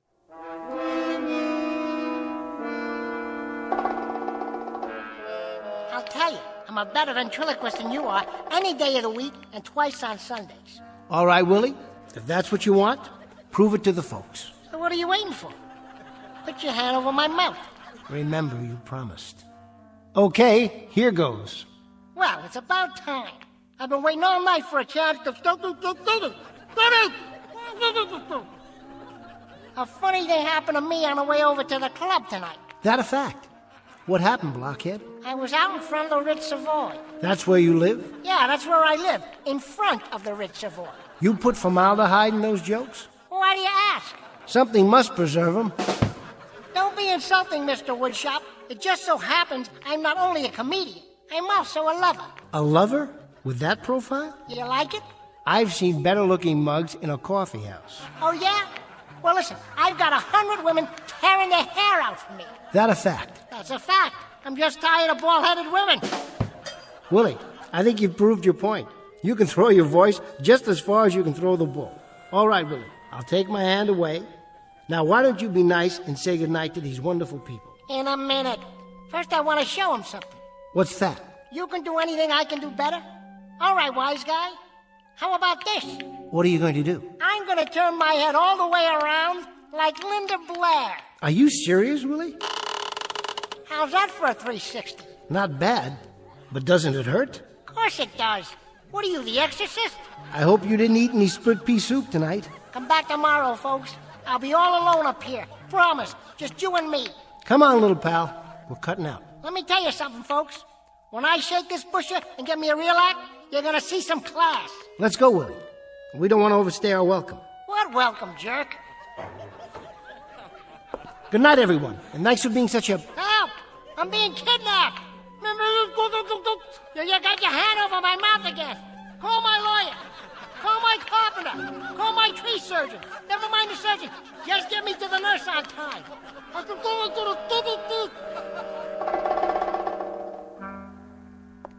Hey, I told you not to do that. And I told you never to put your hand over my trap, didn't I?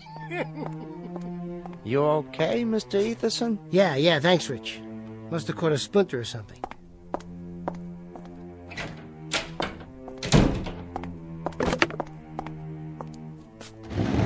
What did you do to me, you little creep? Thanks a lot. Well, what are you looking at? Mind if I sterilize the hand?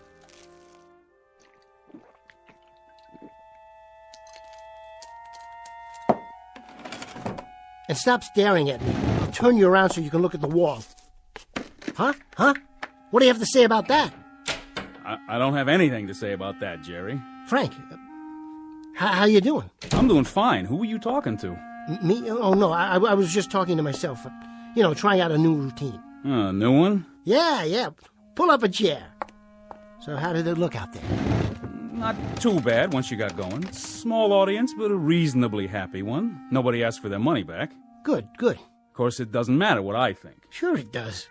You're my agent. The only thing that matters is what the paying customers think. You got through it okay, Jerry, somehow. You and the little tyke over there. Why do you haven't turned around like that? Careful. I mean, I've told you not to touch Willie, haven't I? Still doing the bit, huh? Knock it off, Frank. What's that smell? Alcohol. What? I cut myself, all right? Smells like scotch. No, it doesn't. Take a look around. What do you see? This is makeup. And this is a jar of cold cream. I told you I'm on the wagon. Yeah, sure. I thought you gave me a solemn promise you were going to stick to soda pop and cappuccinos from now on. What's it take, Jerry, to get you wise? I'm tired, Frank. And I don't feel well. Give me a break and clear the area, will you? First, I'm going to clear the air. Now, I don't know where you manufacture your illusions, but you're not Edgar Bergen or Sherry Lewis or Jim Henson. At the moment, you're a second-rate nightclub entertainer. And if you stay on that bottle, you're going to lose even that title. I'll lose the bottle. Don't worry. Just pull out for a while and give me some space. I don't even know why I waste my time. 10% of you is grief, and it's always been that way. Maybe it's because I got a soft spot in my heart for people who commit suicide 8 hours a day. Frank. Jerry, it doesn't have to be this way. You give in to some bad hooch, you have bad nightmares. It's as simple as that. You take away the hooch, you take away the nightmares. Now, you need a college degree to figure that out? You've got the chronology wrong. First it's the nightmares, then it's the bottle.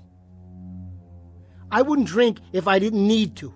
And I wouldn't be a second-rate nightclub hustler if that filthy, miserable little... Frank, I keep telling you, I want to get rid of him.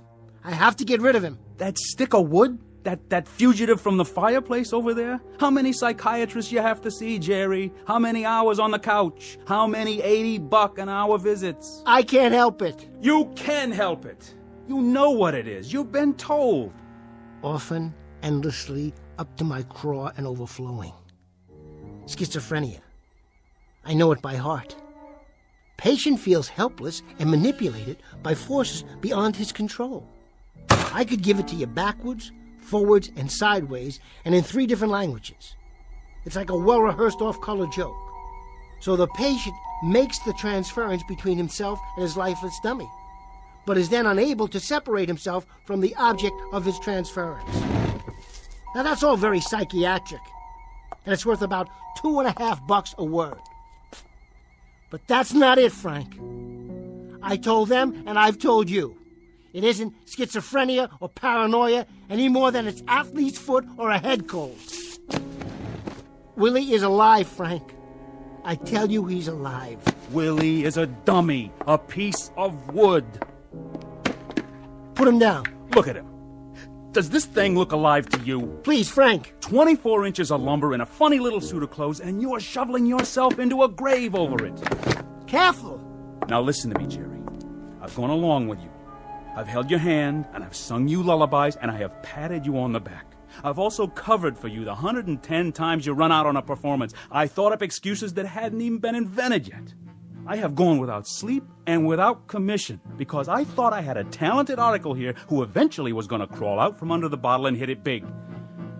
Well, I don't think you're such a talented article anymore, Jerry. Now, let's put it this way. Maybe I think you could be, but you're never going to. I think you're a self-indulgent sot with an overactive imagination, and the only thing you like better than scotch is sympathy. Well, I'm going to give you just 24 hours to straighten out. Get rid of the bottle, and get rid of that crazy obsession that you're in a death match with a dummy. Frank, it isn't just a dummy. I tell you, it isn't just a dummy. Oh, take it easy, kid. You're going to blow a gasket. Frank, take a look at this. What do you got there, Jerry? A backup? I had it made special. Didn't know if I'd ever have the guts to unpack it. But now there's no choice. Frank, say hello to someone very special. I'd like you to meet Willie's replacement.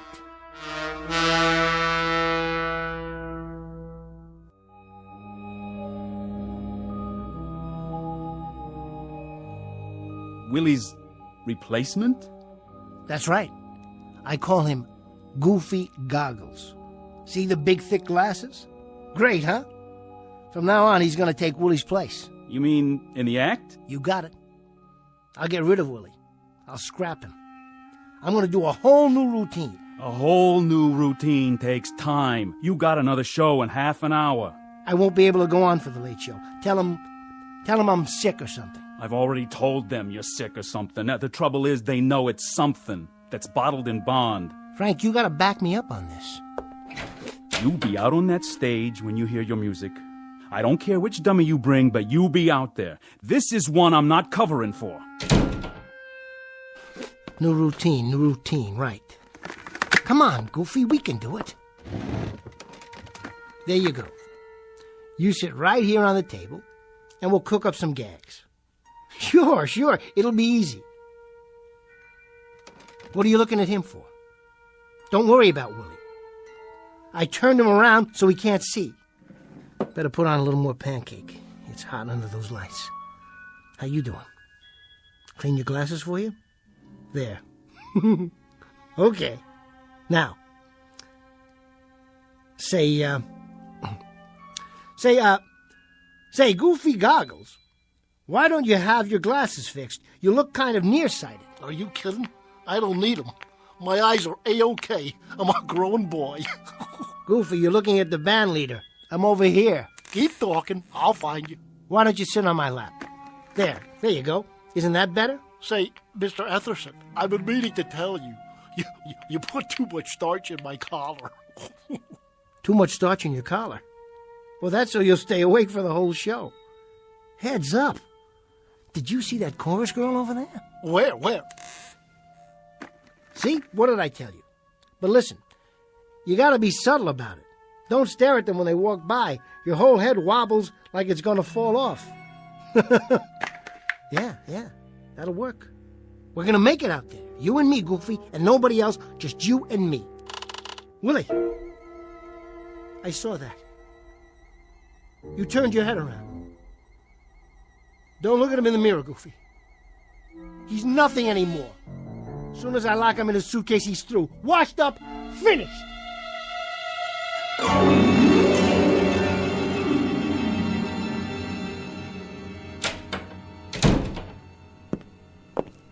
Hi, Jerry. All ready to go on? Sure, Noreen. I'm gonna kill him tonight. Margie, listen to this. Hello, Margie. Pleased to meet you. Noreen told me all about you. This'll knock you out. Make me talk, Jer. Go ahead. Watch this, Marge. I'm on in a couple of minutes, Noreen. How about after the show? Oh, come on. Check this out, Marge. He makes me sound just like Willie. It's real crazy. Go ahead, Jerry. Hey, where is Willie anyway? He's not going on tonight. I've got a new partner. He's kind of cute. Meet my new friend, Goofy Goggles. Just the same. I miss you, Willie. Here's a kiss. Can you catch it through the door? Mwah! Knock it off, babe. That tickles. Willie, cut that out. What did I tell you, huh? What did I tell you? It sounded like he was all the way in the dressing room. Isn't that wild? Gotta go, I'm on.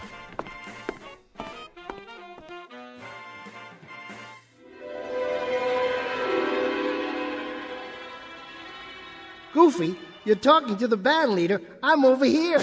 Now listen, I think it's about time you got new glasses. I really do. My eyes are 20/20. What are you looking for? Keep talking. I'll find you. You know something? I think you ought to have an eye test. My eyes have a great IQ. Trust me. That's what you said to your toothpick. All right, now, let's try it. Look at this card. Oh, wait. Are you trying to trick me already? What does this say? Give me a hint. Come on, Goofy. It's as plain as the nose on your face. It ain't that big. Goofy, it's a letter that's between D and F. I got it. It's an E. My, how did you do that? I cannot tell a lie. That'll be a first. Well, I saw that card before and I memorized it. I thought so. Well, I got a mind like a steel trap. A mousetrap is more like it. Now, what do you say we get out of here? Wait a minute. Wait a minute. For my big finish, ladies and germs, I'd like to sing my favorite song. I only have eyes for you. You are here, so am I. Maybe millions of people go by, but they all disappear from view. With a voice like that, Goofy, it's no wonder they're all disappearing. For the exit. I'll make the jokes. You just move your lips. 'Cause I only have eyes for you.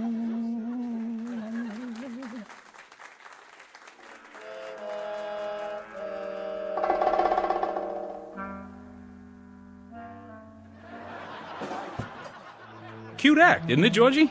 What's cute about it? I like the old dummy better. Why'd he change it? Well, you know, brighten it up a little bit. Give it some novelty. Novelty? With a ventriloquist? Frankie, you see one, you seen them all. Every dummy looks the same. And if they ever changed the jokes, I'd have a coronary. What's with Etherson anyway? What do you mean? Well, usually, the acts go mixed with the trade between shows. You know, walk out on the floor and do a little drinking with the customers. That's how we make our nut. On drinks. But this guy, he thinks he's Greta Garbo. Locks himself in the dressing room like a regular prima donna. Oh, he's a little nervous tonight is all. You know he hasn't been well. This is his first time out in a month or so. He'll warm up for you. You tell him to do that. Tell him to bring the dummy out and walk around the tables after the show. It's psychological, Frankie. Talking makes people thirsty, know what I mean? Good night, ladies and gentlemen. Good night.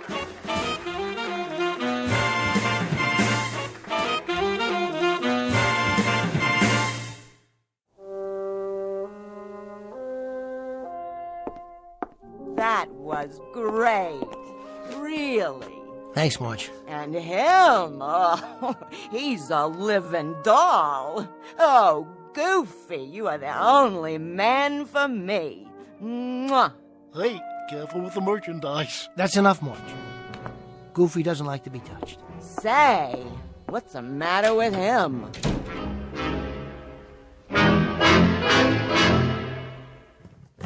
Come on, Willie. You've had it. Get down and stay down. That's right, put your legs in. Stop fighting me. I said lie down.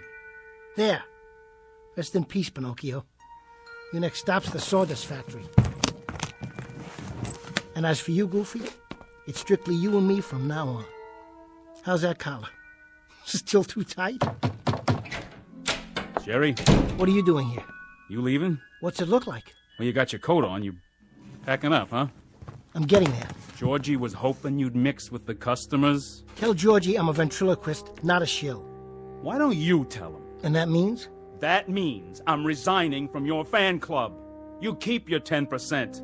I'll keep my self-respect, also my sense of humor, my regular meals, and my normal office hours.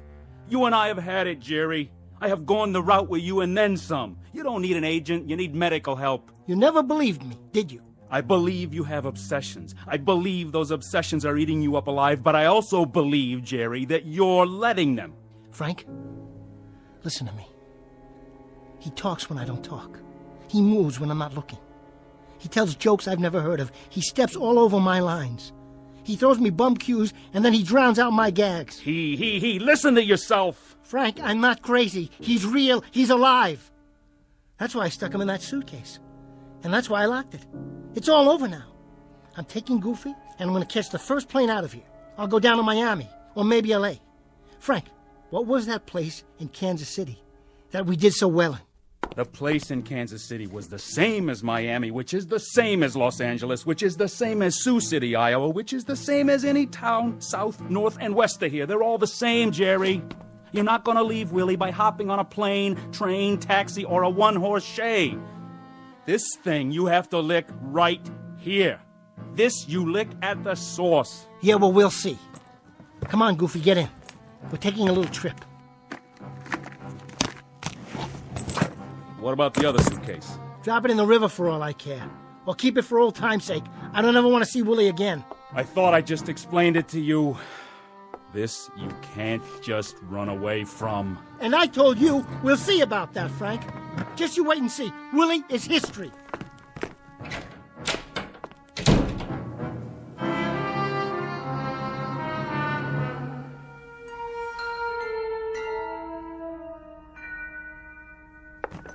Come on, Goofy. Let's get out of this dump. What? Is anybody there? Georgie? Georgie, is this thing on? Somebody forgot to turn off the microphone. Well, it's not my problem. Goofy and me, we're hitting the road. Who's there? Come out and show yourself. I can't see who's... That you, Mr. Etherson? Oh, hi, Rich. Yeah. It's me. I was just closing down. Rich, don't forget to turn off the mic. Okay, but I thought I did. Then somebody must have turned it back on. Wonder who did that. Well, take her easy, Mr. Etherson. Nice show. Thanks, Rich. Night. Good night.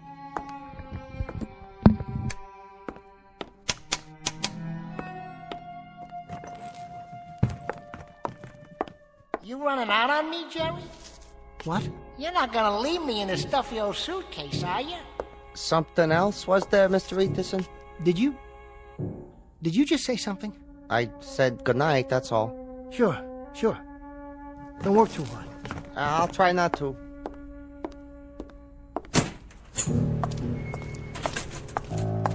Come on, sport. I wouldn't lock you in a suitcase. Where are you? Where? Hey, Geppetto, did you forget something? Or someone? You leave me alone.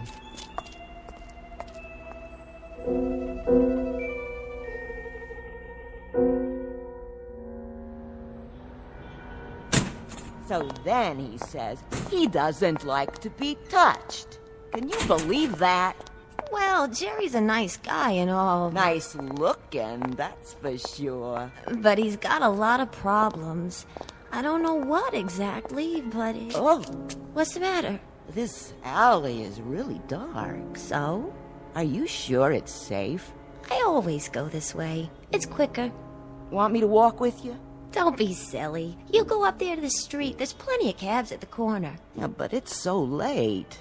You shouldn't walk home alone. Don't worry about me, Margie. I can take care of myself. Well, if you say so. I say so. See you tomorrow night. Okay, Noreen. Night.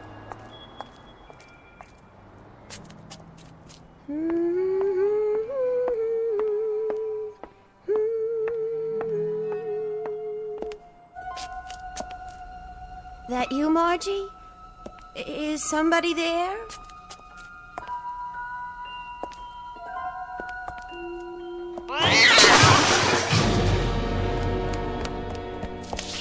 Let go of me! Hey, take it easy, Noreen.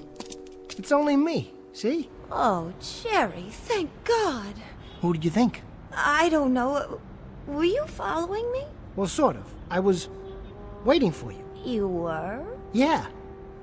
I was watching the stage door for you to come out. Sure you were. Would I lie? Well, in that case, I suppose the line is, this is so sudden, and for once it happens to be true. I thought maybe... What's in the suitcase?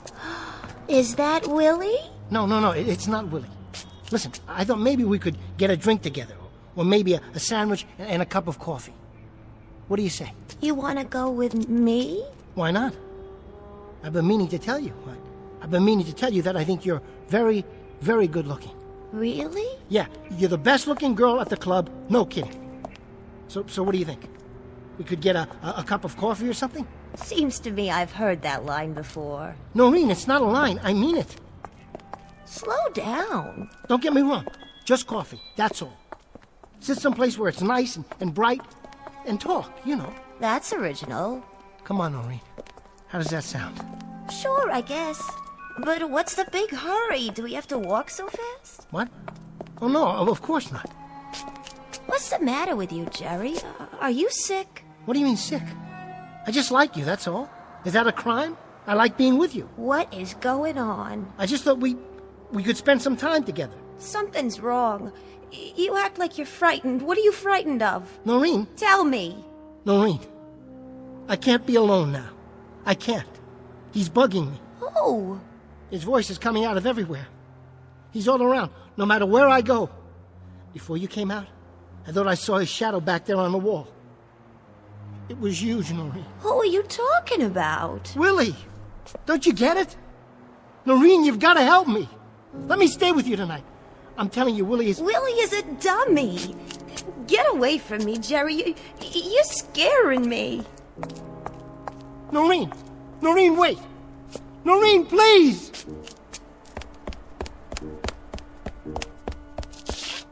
Come on! Open up!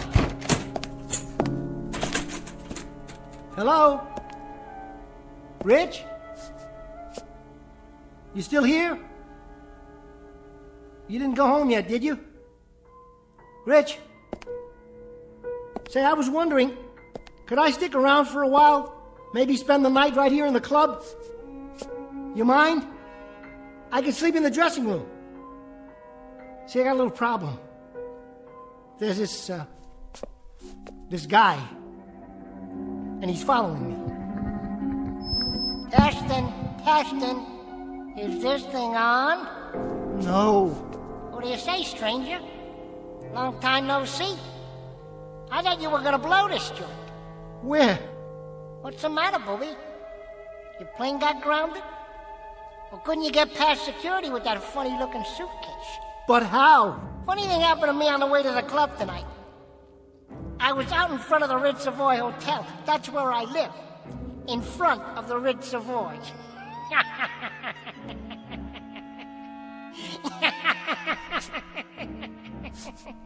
Where did you go? You're not on the stage. The microphone isn't even there. Want to play hide and seek? Guess what, Jerry? You're it.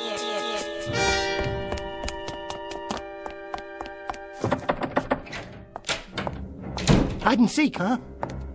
Where are you hiding, you little... Come out, wherever you are.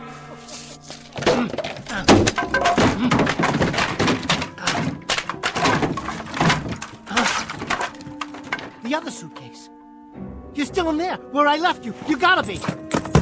There you are. I'll kill you, Willie. There. What do you think of that? Now let me see you try to follow me. Wait a minute. What are these glasses doing here? These are goofies. I know, I packed them myself when I put them in the... Goofy. I didn't mean to hurt you. I took the wrong one. How could I leave the wrong suitcase? Open the other one. Go on, Jerry. Open it. The one you've been carrying around. I was in there a long time. Now I gotta get my pants pressed. Let me give you a tip, Jerky. Don't ever run with a suitcase under your arm. I almost lost my lunch. Then you'd have a real mess to clean up. You get away from me. Just leave me alone. I won't tell a soul. Believe me, I won't tell a soul. Who do you think you're talking to? Maybe you need glasses. Willie, just let me walk out of here. And you'll never see me again, I promise. Well, why don't you take the eye test? What am I holding up? I'll give you a hint. It comes between D and F. No fair peeking. For the love of God, let me go. No can do, partner. Now, what do you say we get down to business? But you're a dummy. You're made of wood. Somebody built you. How could you... You jerk. You made me real. You spanked me to life. You gave me thoughts. You poured words into my head. You moved my mouth. You rolled my eyes and stuck out my tongue. You big lug, don't you get it? You made me what I am today. And I hope you're satisfied, you rascal, you, from the song of the same name. No, no, no, no, no.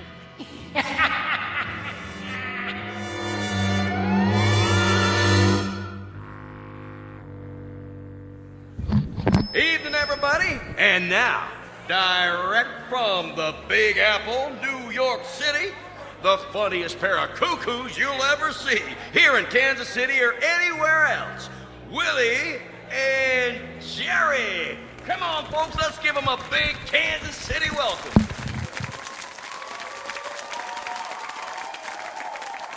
How do you do, folks? How do you do? Funny thing happened to me on the way over to the club tonight. I met this broad. Come on now, Jerry.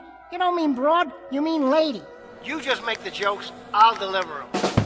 But seriously, I've heard stories about you. I'm innocent, I tell you. I was framed. I've heard that you're superstitious. Me? You are, aren't you? I mean, you throw salt over your shoulder, cross your fingers. I wish you'd cross your legs so I could get more comfortable. There. How's that? Better, but it ain't exactly the lap of luxury. Now, Jerry, I asked you a question, remember? Of course I remember. What do you think I am, a blockhead? We're talking about superstitions. All right, wise guy, what do you do? I knock wood. Ow!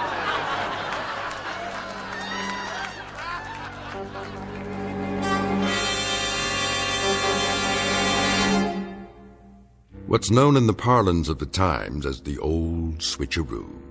From boss to blockhead in a few easy lessons. And if you're given to nightclubbing on occasion, you might want to check out this particular act. It's called Willie and Jerry, and you'll find them booked into some of the better clubs along the great gray way known as the Twilight Zone.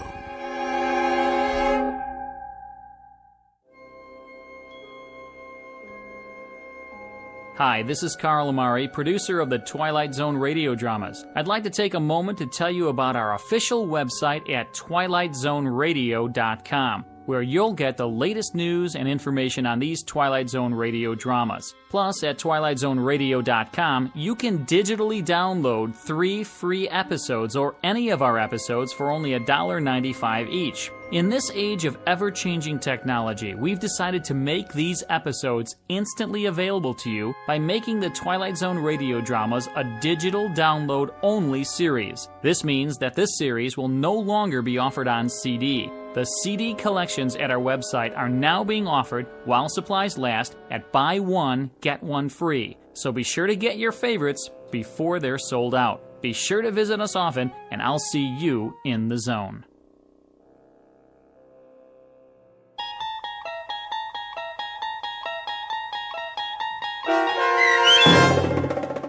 The Dummy, starring Bruno Kirby with Stacy Keach as your narrator, was adapted for radio by Dennis Etchison and based on a script by Rod Serling from a story by Lee Polk.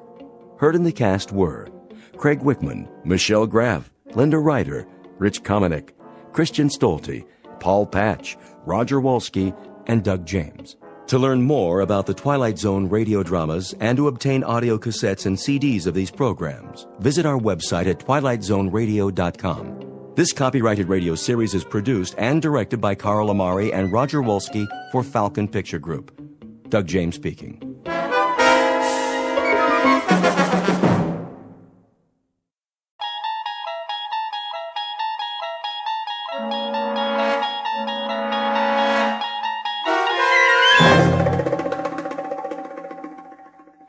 The Mighty Casey, starring Paul Dooley, with Stacy Keach as your narrator, was adapted for radio by Dennis Etchison and written for The Twilight Zone by Rod Serling. Heard in the cast were Christian Stolte, Joby Cerny, Jeff Lupetin, Alex Sopener, Kurt Nabig, Derek Purcell, Roger Mueller, Elizabeth Lido, Carl Amari, Jason Mallow, Doug James, and Vince Amari. This copyrighted radio series is produced and directed by Carl Amari for Falcon Picture Group. Doug James speaking.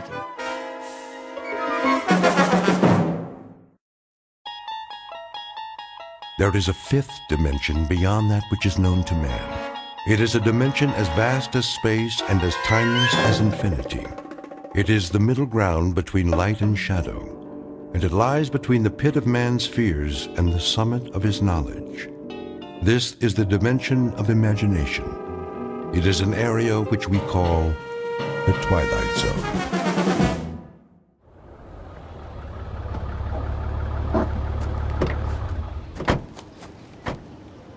Okay, Pete, let's mark it off. Starting where? The dugout. Run a chalk line in front of the fence all the way to the gate so they can bulldoze it flat. Wait, what's the dugout? Where the team would wait. They'd sit on the bench, shoot the bull. Sometimes McGarry'd chew 'em out, but good. Oh, I know what a dugout is. But why'd you call it that? I don't see any bench. Not now, you don't. Used to be right over there, under the bleachers. Near home plate. Okay, I get it. This place used to be a ballpark. Of course, that was before my time. Yeah, I'll bet it was. I always thought this was a track for motocross and monster trucks. My old man used to take me before it was a swap meet, I mean. That right. There was this one truck, the Grave Digger. Oh, man, you should have seen it. Big old tires, rolled right over anything. How old are you, kid? Me, 22. 22? I was out of high school before you were born. You know what? You really missed a lot. Yeah, Pops, back in the day. Hey, you ever see the monster trucks? Afraid I missed that. Ever see the Zephyrs? The what? Only the greatest ball club there ever was. Sure. That's why I never heard of them. Yeah, World Series champs, huh? They could have been. Let me tell you. And they almost did. 1 year in particular. We better get back to work, Corrigan. Wait a while, kid. I want to tell you a story. You bring your lunch? Sure, I brought it in the truck. Then let's take a load off. Good time for a break. It's okay by me.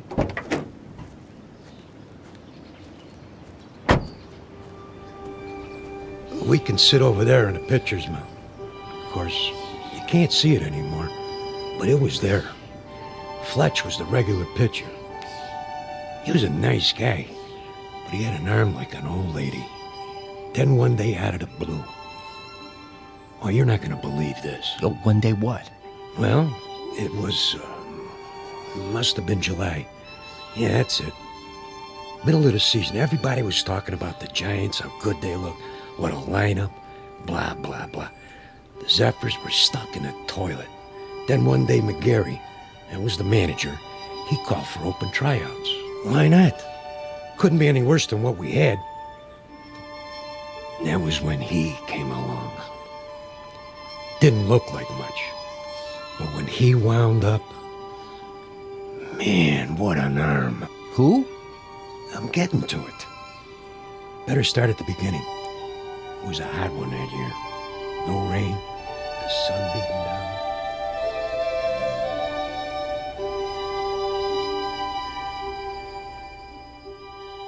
You're standing in the middle of what used to be a baseball stadium. Now the grandstand is falling apart, the field is covered with weeds, and the men who played here are nothing but ghosts.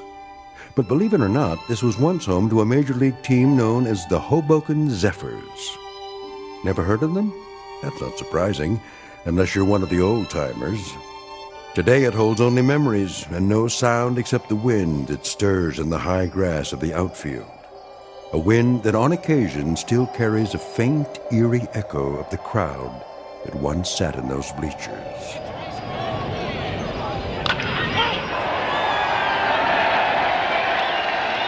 We're about to travel back in time to a day when the Hoboken Zephyrs were still a part of the National League, and this mausoleum of memories was an honest-to-Pete attraction.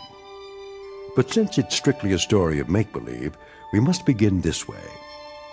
Once upon a time, in New Jersey, a most unusual event happened on the way to the ballpark. In a moment, you'll meet the cause of that event, a left-hander named Casey. Not the most original of monikers, but that's what he was called. So sit back, grab a hot dog and a bag of peanuts, and get ready for the playoffs. Because this particular broadcast is brought to you live from the Twilight Zone. And now, The Twilight Zone and our story, The Mighty Casey, starring Paul Dooley, with Stacy Keach as your narrator. All right, new guys, let me see what you got. Give me 50 jumping jacks. Make it 100. Make it 100. Then take a lap around the field. 2 laps. You got it, McGarry. Of course, if we burn them out too fast... They better learn to hustle or they're out of here. Okay, Mel, if you say so. Let me hear you count. 9, 10, 11, 12, 13, 14, 15. Morning, McGarry. Beasley. 4 great-looking boys, huh? The one with the black socks and the floor shimes brought a note from his mother. Who are you expecting, the All-Stars? Post a sign for open tryouts in a last-place club that happens to be 31 games out of first place, and this is what shows up. You never know, I guess. Might be some talent out there. Yeah, and you might be Yogi Berra. I can't make something out of nothing. You're the owner of the club. You gotta give me some ball players. Think you'd know what to do with them if I did? 20 games out of 4th place, and the only big average we've got is a manager with the widest mouth in the business. When the Zephyrs win 1 game, we gotta call it a streak. Buddy boy, when contract time comes around, you don't have to. Sure, you let me go. Who you gonna get? Now think of something. You can always manage the team yourself. One more time, Fletch. Ugh, trying to get it over the plate. You okay, Monkey? I must have slept funny on my arm last night. How's the team doing? Are you kidding? Last week, Fletch pitched 4 innings and only gave up 6 runs. That makes him our most valuable player of the month. Hey! Hey! Okay, let's see some sweat out there. New guys, take a lap. We gotta do it. Jeez, it just goes on forever and ever. I get it. Dugout. What? Who? Just a minute, I'll ask him. McGarry!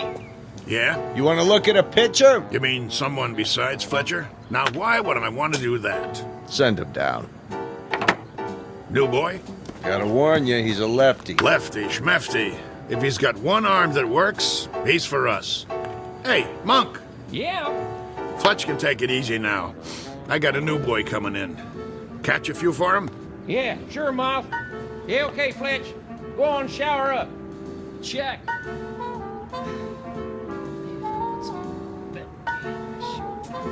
One more lap, let's go. You got the lineup for tonight? I'm working on it. Who's the starting pitcher? I don't know yet. You don't know? Have to see how it goes. Whoever's hot gets a shot. Make that lukewarm. Oh, my. Chavez, that's enough with the laps. They look like they're gonna pass out. Check. Take 5, boys. All right, Gary, I've seen enough. Yeah, you and me both. What's that? I said I'll see you on the sports page. I'll stop by later. You do that. Mr. McGarry? Over there. Hey, Mouth! Your new man's here. You gotta be kidding. Mr. McGarry, is it? Okay, what's the gag? I don't know what you... Come clean, Gramps. Did old man Beasley put you up to it? I'm afraid Well, tell him I don't need a water boy. Thanks for coming by. Leave your name at the office. There must be some misunderstanding. I'm here about the pitching position. Right. Hardy har har. Oh, I'm not a pitcher, though I've thrown a few baseballs in my time. Of course, that was before the war. Yeah? Which one? The Civil War? You don't look old enough for Valley Forge, but come to think of it, was the winter really as cold as they say? I represent Casey. Oh, Casey. Straight from Mudville, I bet. Even got himself an agent. How much do you get? 10% of nothing? Here he is now. Him? What is he? 115 pounds soaking wet? Listen, no offense, but if a wind comes up, those ears will start flapping and he'll take off like Dumbo. Say hello, Casey. Nice one, Miller. Oh, pleased to meet... Hey, watch out. I said watch out, the ball's coming down. Step aside, Casey. Now, boy. I said... Ooh. Ow! Right on the old beam. That must have hurt. You okay, fella? Oh, Casey's fine. Just fine. How come he's still standing? Must be out on his feet. I'll call an ambulance. Don't go suing us now. I wouldn't think of it. Casey, as I was saying, this is Mr. McGarry. He's the manager. Hello. Pleased to meet you. Do you want to lie down? Come on in the dugout. Shake hands, Casey. That's all right. You remember how to shake hands, don't you? Yes, sir. Right hand, Casey. Your right hand. Put her there, pal. Oh, ow! You can let go, Casey. That's right. Release now. Whoa! My hand. What a grip. Sorry, Casey doesn't know his own strength sometimes. Some arm. Never would have guessed it. Well, let's see what he can do. Mind if I try him out? That's what we're here for. Right, Casey? Correct. Okay. See that guy over there with the great big mitt? Yes, we see him. He's what's known as a catcher. His name is Monk. Ah. Go out there and throw him a few. Thank you, Mr. McCary. This I gotta see. Quite. You his father? Casey? Oh, no, he has no father. An orphan, huh? Not exactly. I guess you'd call me his creator. That a fact. It is, actually. Come from around here, does he? You might say so. Uh-huh. How old is he? Well, that's a little difficult to say. What's difficult about it? It's hard to discuss Casey's age in chronological terms. He's only been in existence for a brief time. What I mean is, he has the mind and physique of roughly a 22-year-old, but in terms of how long he's been here, the answer would be 3 weeks. Huh? Approximately. Would you mind going over that again? You see, I'm an inventor. I made Casey. You made? In my workshop. Well, that's swell, pal. There ain't too many homemade left-handers in the league. You don't understand. I'm serious. Sure you are. Anytime you're ready. Yes, sir.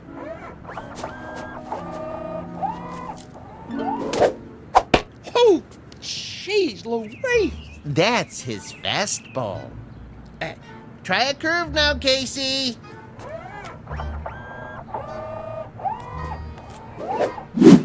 His curveball. Hey, do that again. If you like.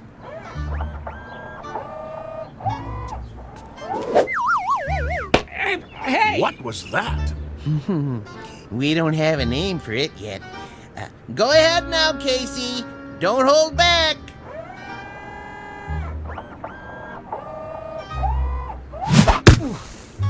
Oh, enough already. Something wrong? Wrong? Well, you see him? That kid, he picks up where Feller left off. He's got a fastball almost went through my glove. And a curve, and a hook, and a knuckler, or whatever you want to call it. He got control like he uses radar. Oh, it's the best pitcher I ever caught in my life. Thanks, Monk. That's enough for today. I swear, I never seen anything like it. He don't even pitch like a human being. Precisely. Well, he's still rough, Gramps. He's plenty rough, but I might give him a try. If he can do the same thing when there's a game on. Oh, he can do it. Consistency's not a problem. He's a robot, you know. Don't say that. Don't ever say the word R-O-B-O-T-T around here. We'll just keep that one between us, okay? Did you like my pitching, Mr. McGarry? You might have a little potential, Casey, like I told Mr. Stillman here. Professor. The Professor Stillman. You're awful rough around the edges, but I think maybe we could give you a shot. I like to help young ball players. Now you go on into the locker room and find a uniform that fits. He can wear a uniform, can he? Anything you like. Then go and change and come back, and we'll discuss a little contract. Just the three of us. That seems fair. Very kind of you, Mr. McGarry. Don't mention it. Go on now. Say thank you, Casey. Thank you, Casey. Thank you, sir. Come along. You're going to be a real baseball player now, just like I promised you. Isn't that wonderful? Yes. Wonderful.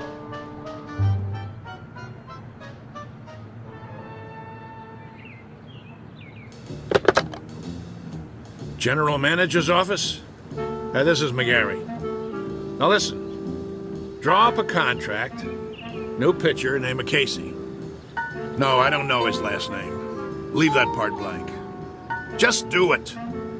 The only thing that's between us and a pennant now is if this guy's battery goes dead or he rusts in the rain. Never mind what I mean. Draw up the contract before he gets away.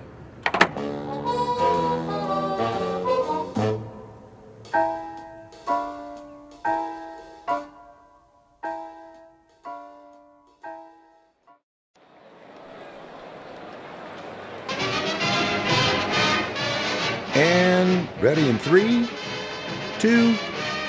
Good afternoon, sports fans. We're coming to you live for the last in a series of home games for the Hoboken Zephyrs. The Bullets are already on the field, warming up, but there's been a delay. The Zephyrs are still in the locker room. Now, we understand they're getting a last-minute pep talk from their manager, the colorful Mouth McGarry, and knowing him, it's an earful. Peanuts, Red Hots. Well, the Zephyrs are at the bottom of the league this season, which means this is a make-or-break situation. And rumor has it there's a new pitcher on the team, but that's unconfirmed. Ah, yes, a beautiful sunny day. Local fans all here, ready to root for the home team. Still, no sign of the boys from Hoboken. Well, this might be a good time for a break before the action starts. But we'll try to get word from the locker room. But till then, let's go to a commercial. And you're off. 60 seconds. How much longer do I have to fill? Beats me. What's with these losers? Well, if I was on that team, I guess I wouldn't want to show my face either. 45 seconds. Beer here, get your ice cold beer. Somebody get me a beer. I'm dying out here. What am I supposed to do? Play tiddlywinks? It's going to be another slaughter anyway. Hey, ask him if he's got anything stronger than beer. You can always read him the stats. There are no stats. If this team was any lower, they'd get stuck in the grass. What am I doing here? Get me another gig. Little League. The weather. I don't care. Just get me out. 20 seconds. The Zephyrs are charging onto the field. No. The Zephyrs look hungry this afternoon. Yeah, sure. Who am I kidding? They're not going to show. The game's canceled. You'll see. 10 seconds to air. Oh, those bums. It's the same old story. Fletcher winds up, he throws, and he drops the ball on his foot. They should send out a bunch of chimpanzees. 5, 4, 3, 2. And welcome back, ladies and gentlemen, to more thrilling baseball action.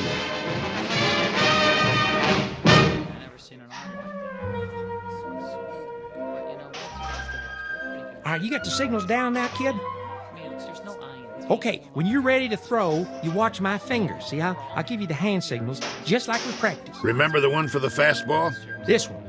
Yes. And a curve?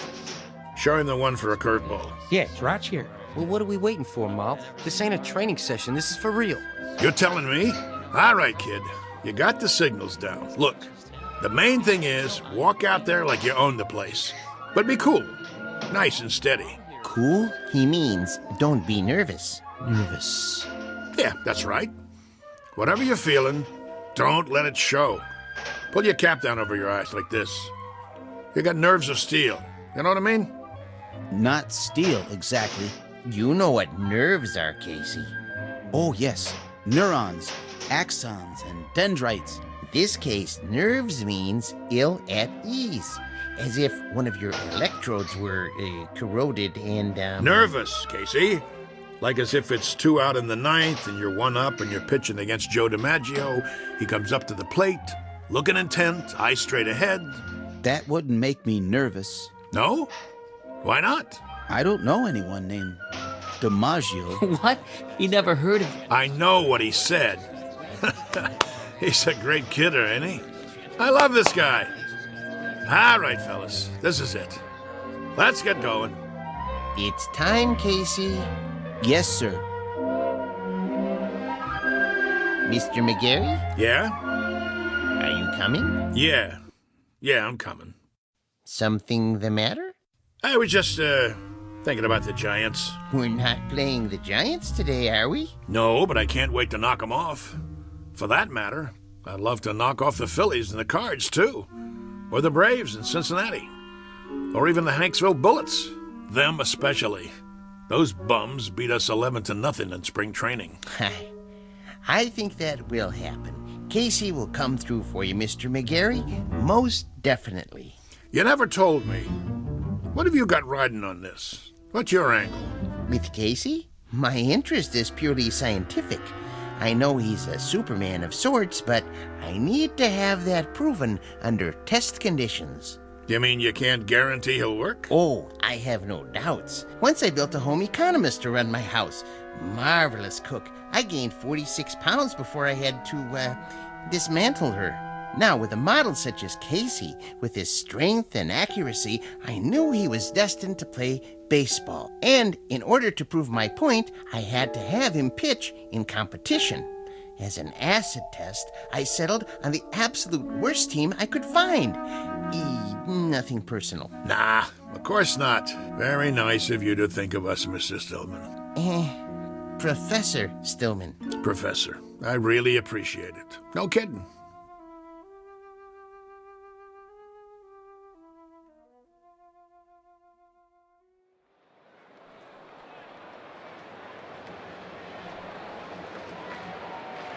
You can feel excitement in the air as the Zephyrs take to the field. Hey, you bums, do something. The pressure's on the home team, tensions are high, and there's a groundswell of support as this new pitcher approaches the mound. Well, it's do or die today. Fletcher's on the bench, and the new man, the only name I have is Casey, and frankly, he doesn't look like much. But his metal's about to be tested, to coin a phrase. Go home, kid, your mother's calling you. The umpire signals for the start of the game. Hey, ball! The ball is whipped around the infield, and now the second baseman is hand-carrying it over to Casey. He rubs it off on his jersey and hands it to him. The pitcher is, yes, he finally takes it. He turns to face the batter, waiting for a signal. Here's the windup. He throws. The batter swings. Stay right I must have missed that one, folks. It looks like the batter missed it, too. He went over the plate so fast, he swung a full 360. Good gravy, was that a fastball? Lucky pitch. Let me see you do that again. Take your best shot. Second pitch. Here's the windup. Whoa, Nelly! Halloran tries to take a bite out of it and misses. He's off his feet. Looks like he threw his back out, twisted around like a pretzel. Good golly, Miss Molly, we got ourselves a pitching machine.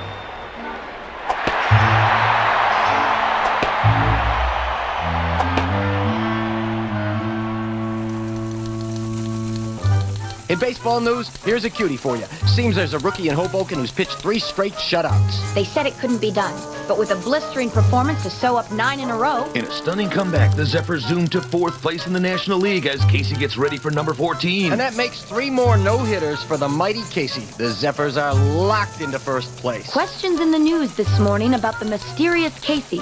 Where does he get his superhuman ability? Playoffs temporarily suspended as the Baseball Commission orders an investigation. Today's headline, the mighty Casey. Is he on steroids? Good day.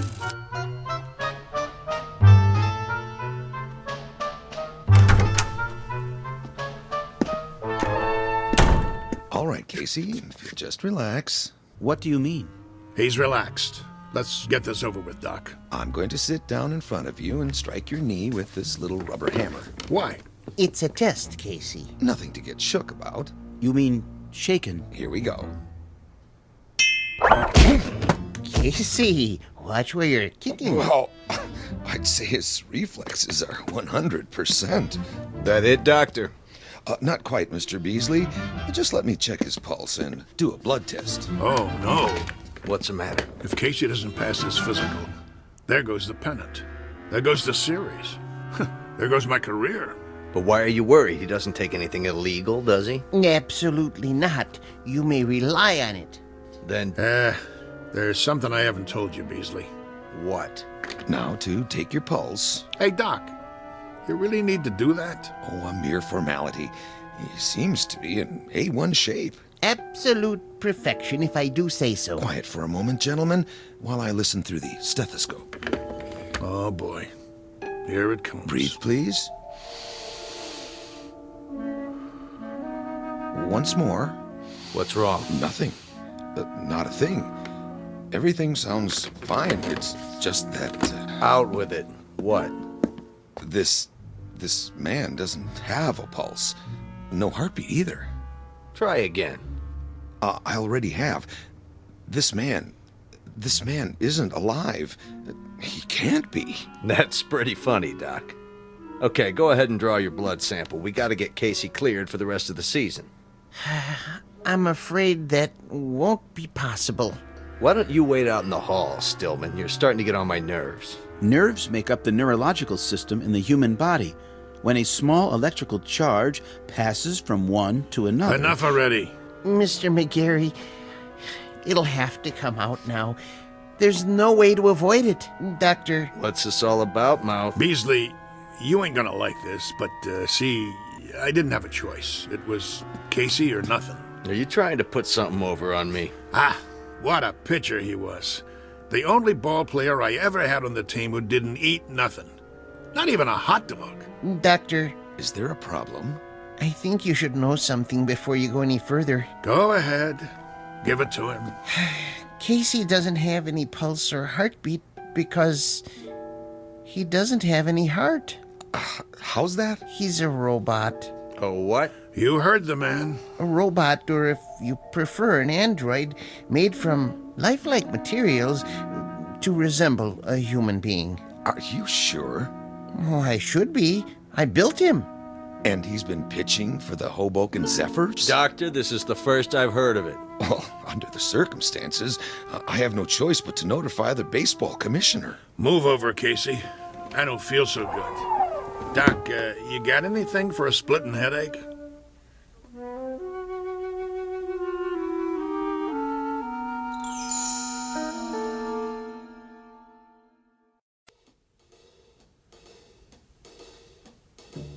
McGarry, you gave me your word. Yeah, that the team would win. I didn't say nothing about... Yes, you did. You brought me Casey, And I said I never seen anything like him. Did I lie? Not as such, but you can't run roughshod over the rules. I'm holding you in breach of contract. Me?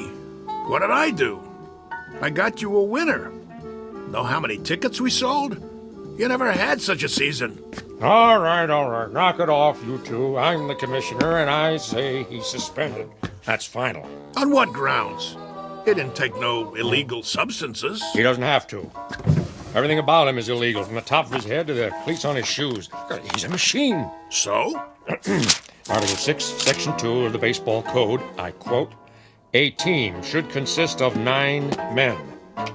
End quote. Men, understand? Not robots, or vacuum cleaners, or mix masters. Commissioner, perhaps there's another way of looking at this. For all intents and purposes, he is human. Casey, would you mind saying a few words? Tell us about yourself. Where should I begin? At the beginning, of course. Yeah, where was he born? All men are born, not to assemble in a machine shop. Go ahead, Casey. What state? I was born in a state of ignorance. There you go. My point exactly. Well, he can talk, can't he? He talks as good as me.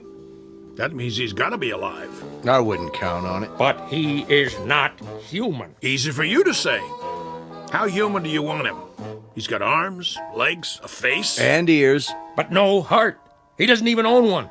How can he be human without a heart? Beasley don't have a heart either. He owns 40% of the ball club. That's it, gentlemen. He doesn't have a heart. Ergo, he isn't human. And that's a violation of the baseball code. Therefore, he doesn't play. Mr. Commissioner, suppose this, just for the sake of argument. Supposing I gave him a heart. You gave him? Where will you get one? At the local parts store? Hear me out.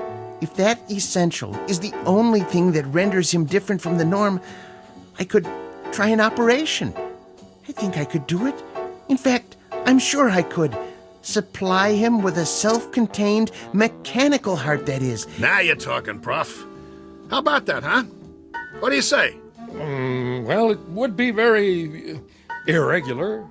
If he were to be given a heart, would medical science classify him as... what I mean is, could he then be called He had the doc fooled even without one. All right. With a heart, I'll give him a temporary okay until the league meeting in October. Then we'll have to take it up in session. The other teams will scream bloody murder. I can see DeRocher now. Then it's all settled. Casey gets a heart and accreditation as human, and the Zephyrs... Take it, Mouthy. With pleasure. Hoboken wins the pennant for the first time in 23 years.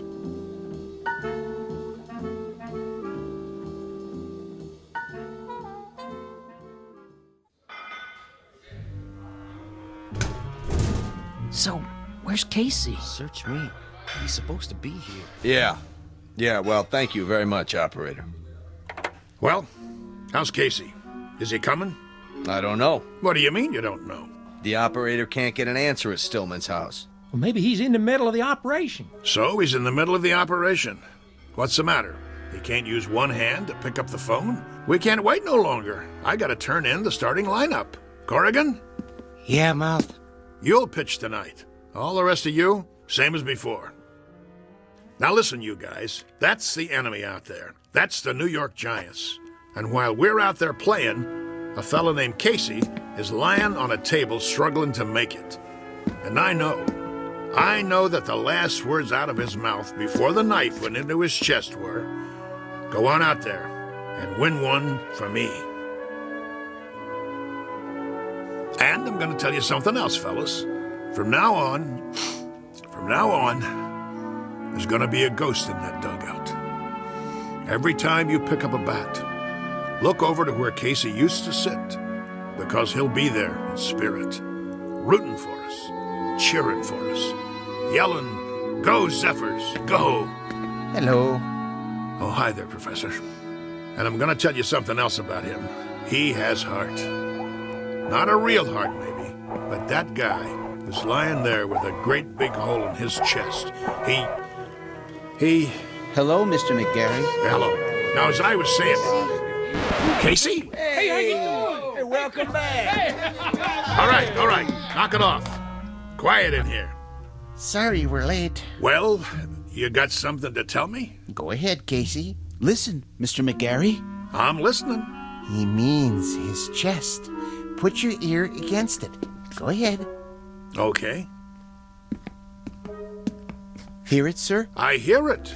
Casey, you got heart. And look at that smile on his face. That's the one thing I could never get him to do. Smile. How do you feel, boy? I feel, well, frankly, I feel wonderful. Just wonderful. I feel togetherness with everybody. Then let's go team. Yeah. Casey starts tonight. The new Casey. Now let's get out there and show him what we're made of.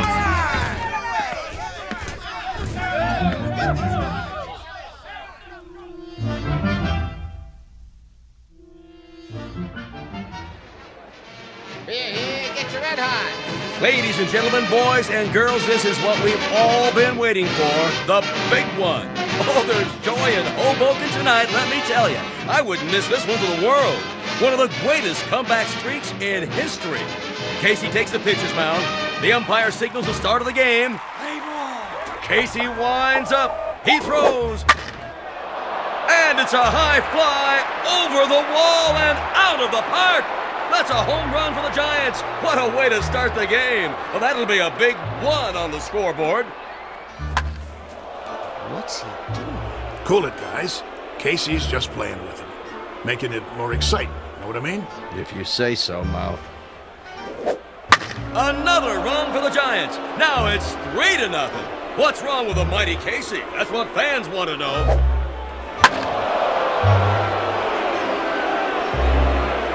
And it's all over. A shutout for the Giants. Looks like Casey's streak is history.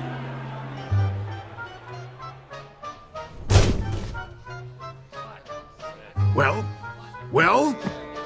1 minute he's 3 Bob Fellers rolled into one, and the next minute he's a tanker with nothing. You want to tell me what's going on? It's rather complicated. Then you tell me, Casey. Start by explaining how one pitcher can throw 9 balls and give up 4 singles, 2 doubles, a triple, and 2 home runs. I don't know what to say, Mr. McGarry. Shall I tell him? Tell me what? It's because Casey has a heart now. So? He has heart. Big deal. The thing is, Mr. McGarry, I just couldn't strike out those poor fellows. I didn't have it in me to do that, to hurt their feelings.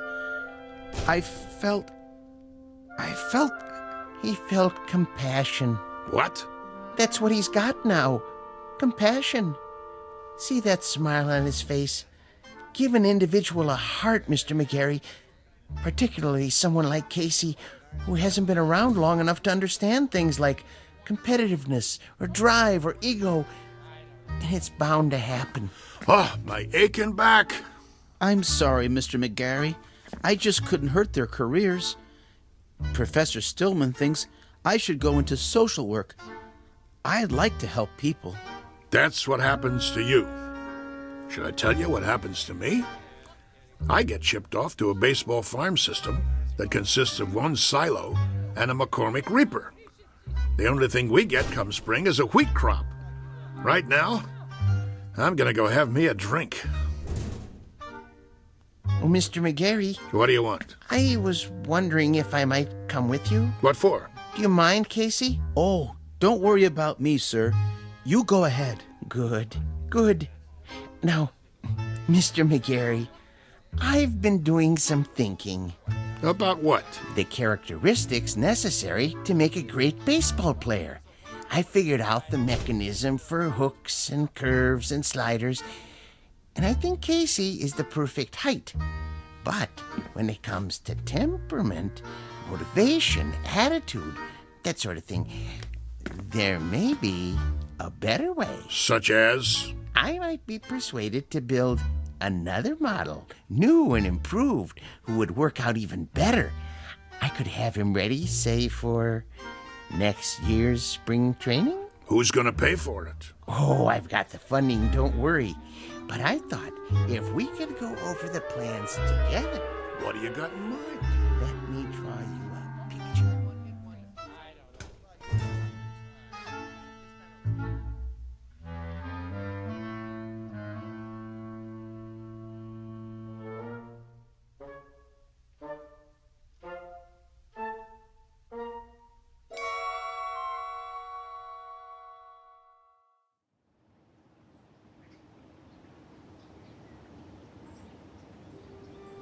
Geez, that's a heck of a story. Yep.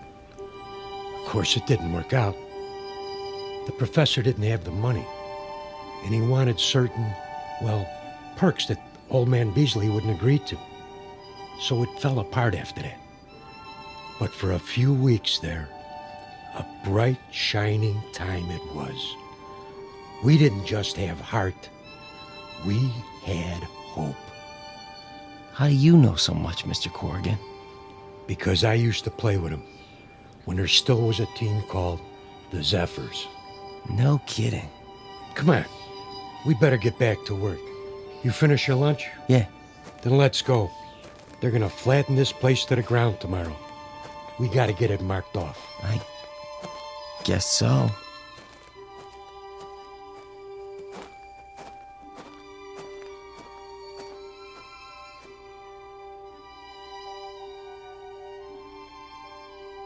Once upon a time, there was a Major League Baseball team called the Hoboken Zephyrs, who, during the last year of their existence, wound up in last place and shortly thereafter were consigned to oblivion.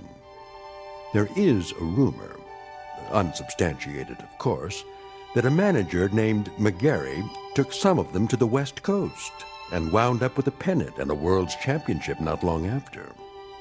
This newly revised team had a pretty fair lineup of pitchers with names like Drysdale, Koufax, and Sherry, or so the story goes. So if you're interested in where any of those now famous gentlemen really came from, here's a tip. Just check under B for baseball in the Twilight Zone.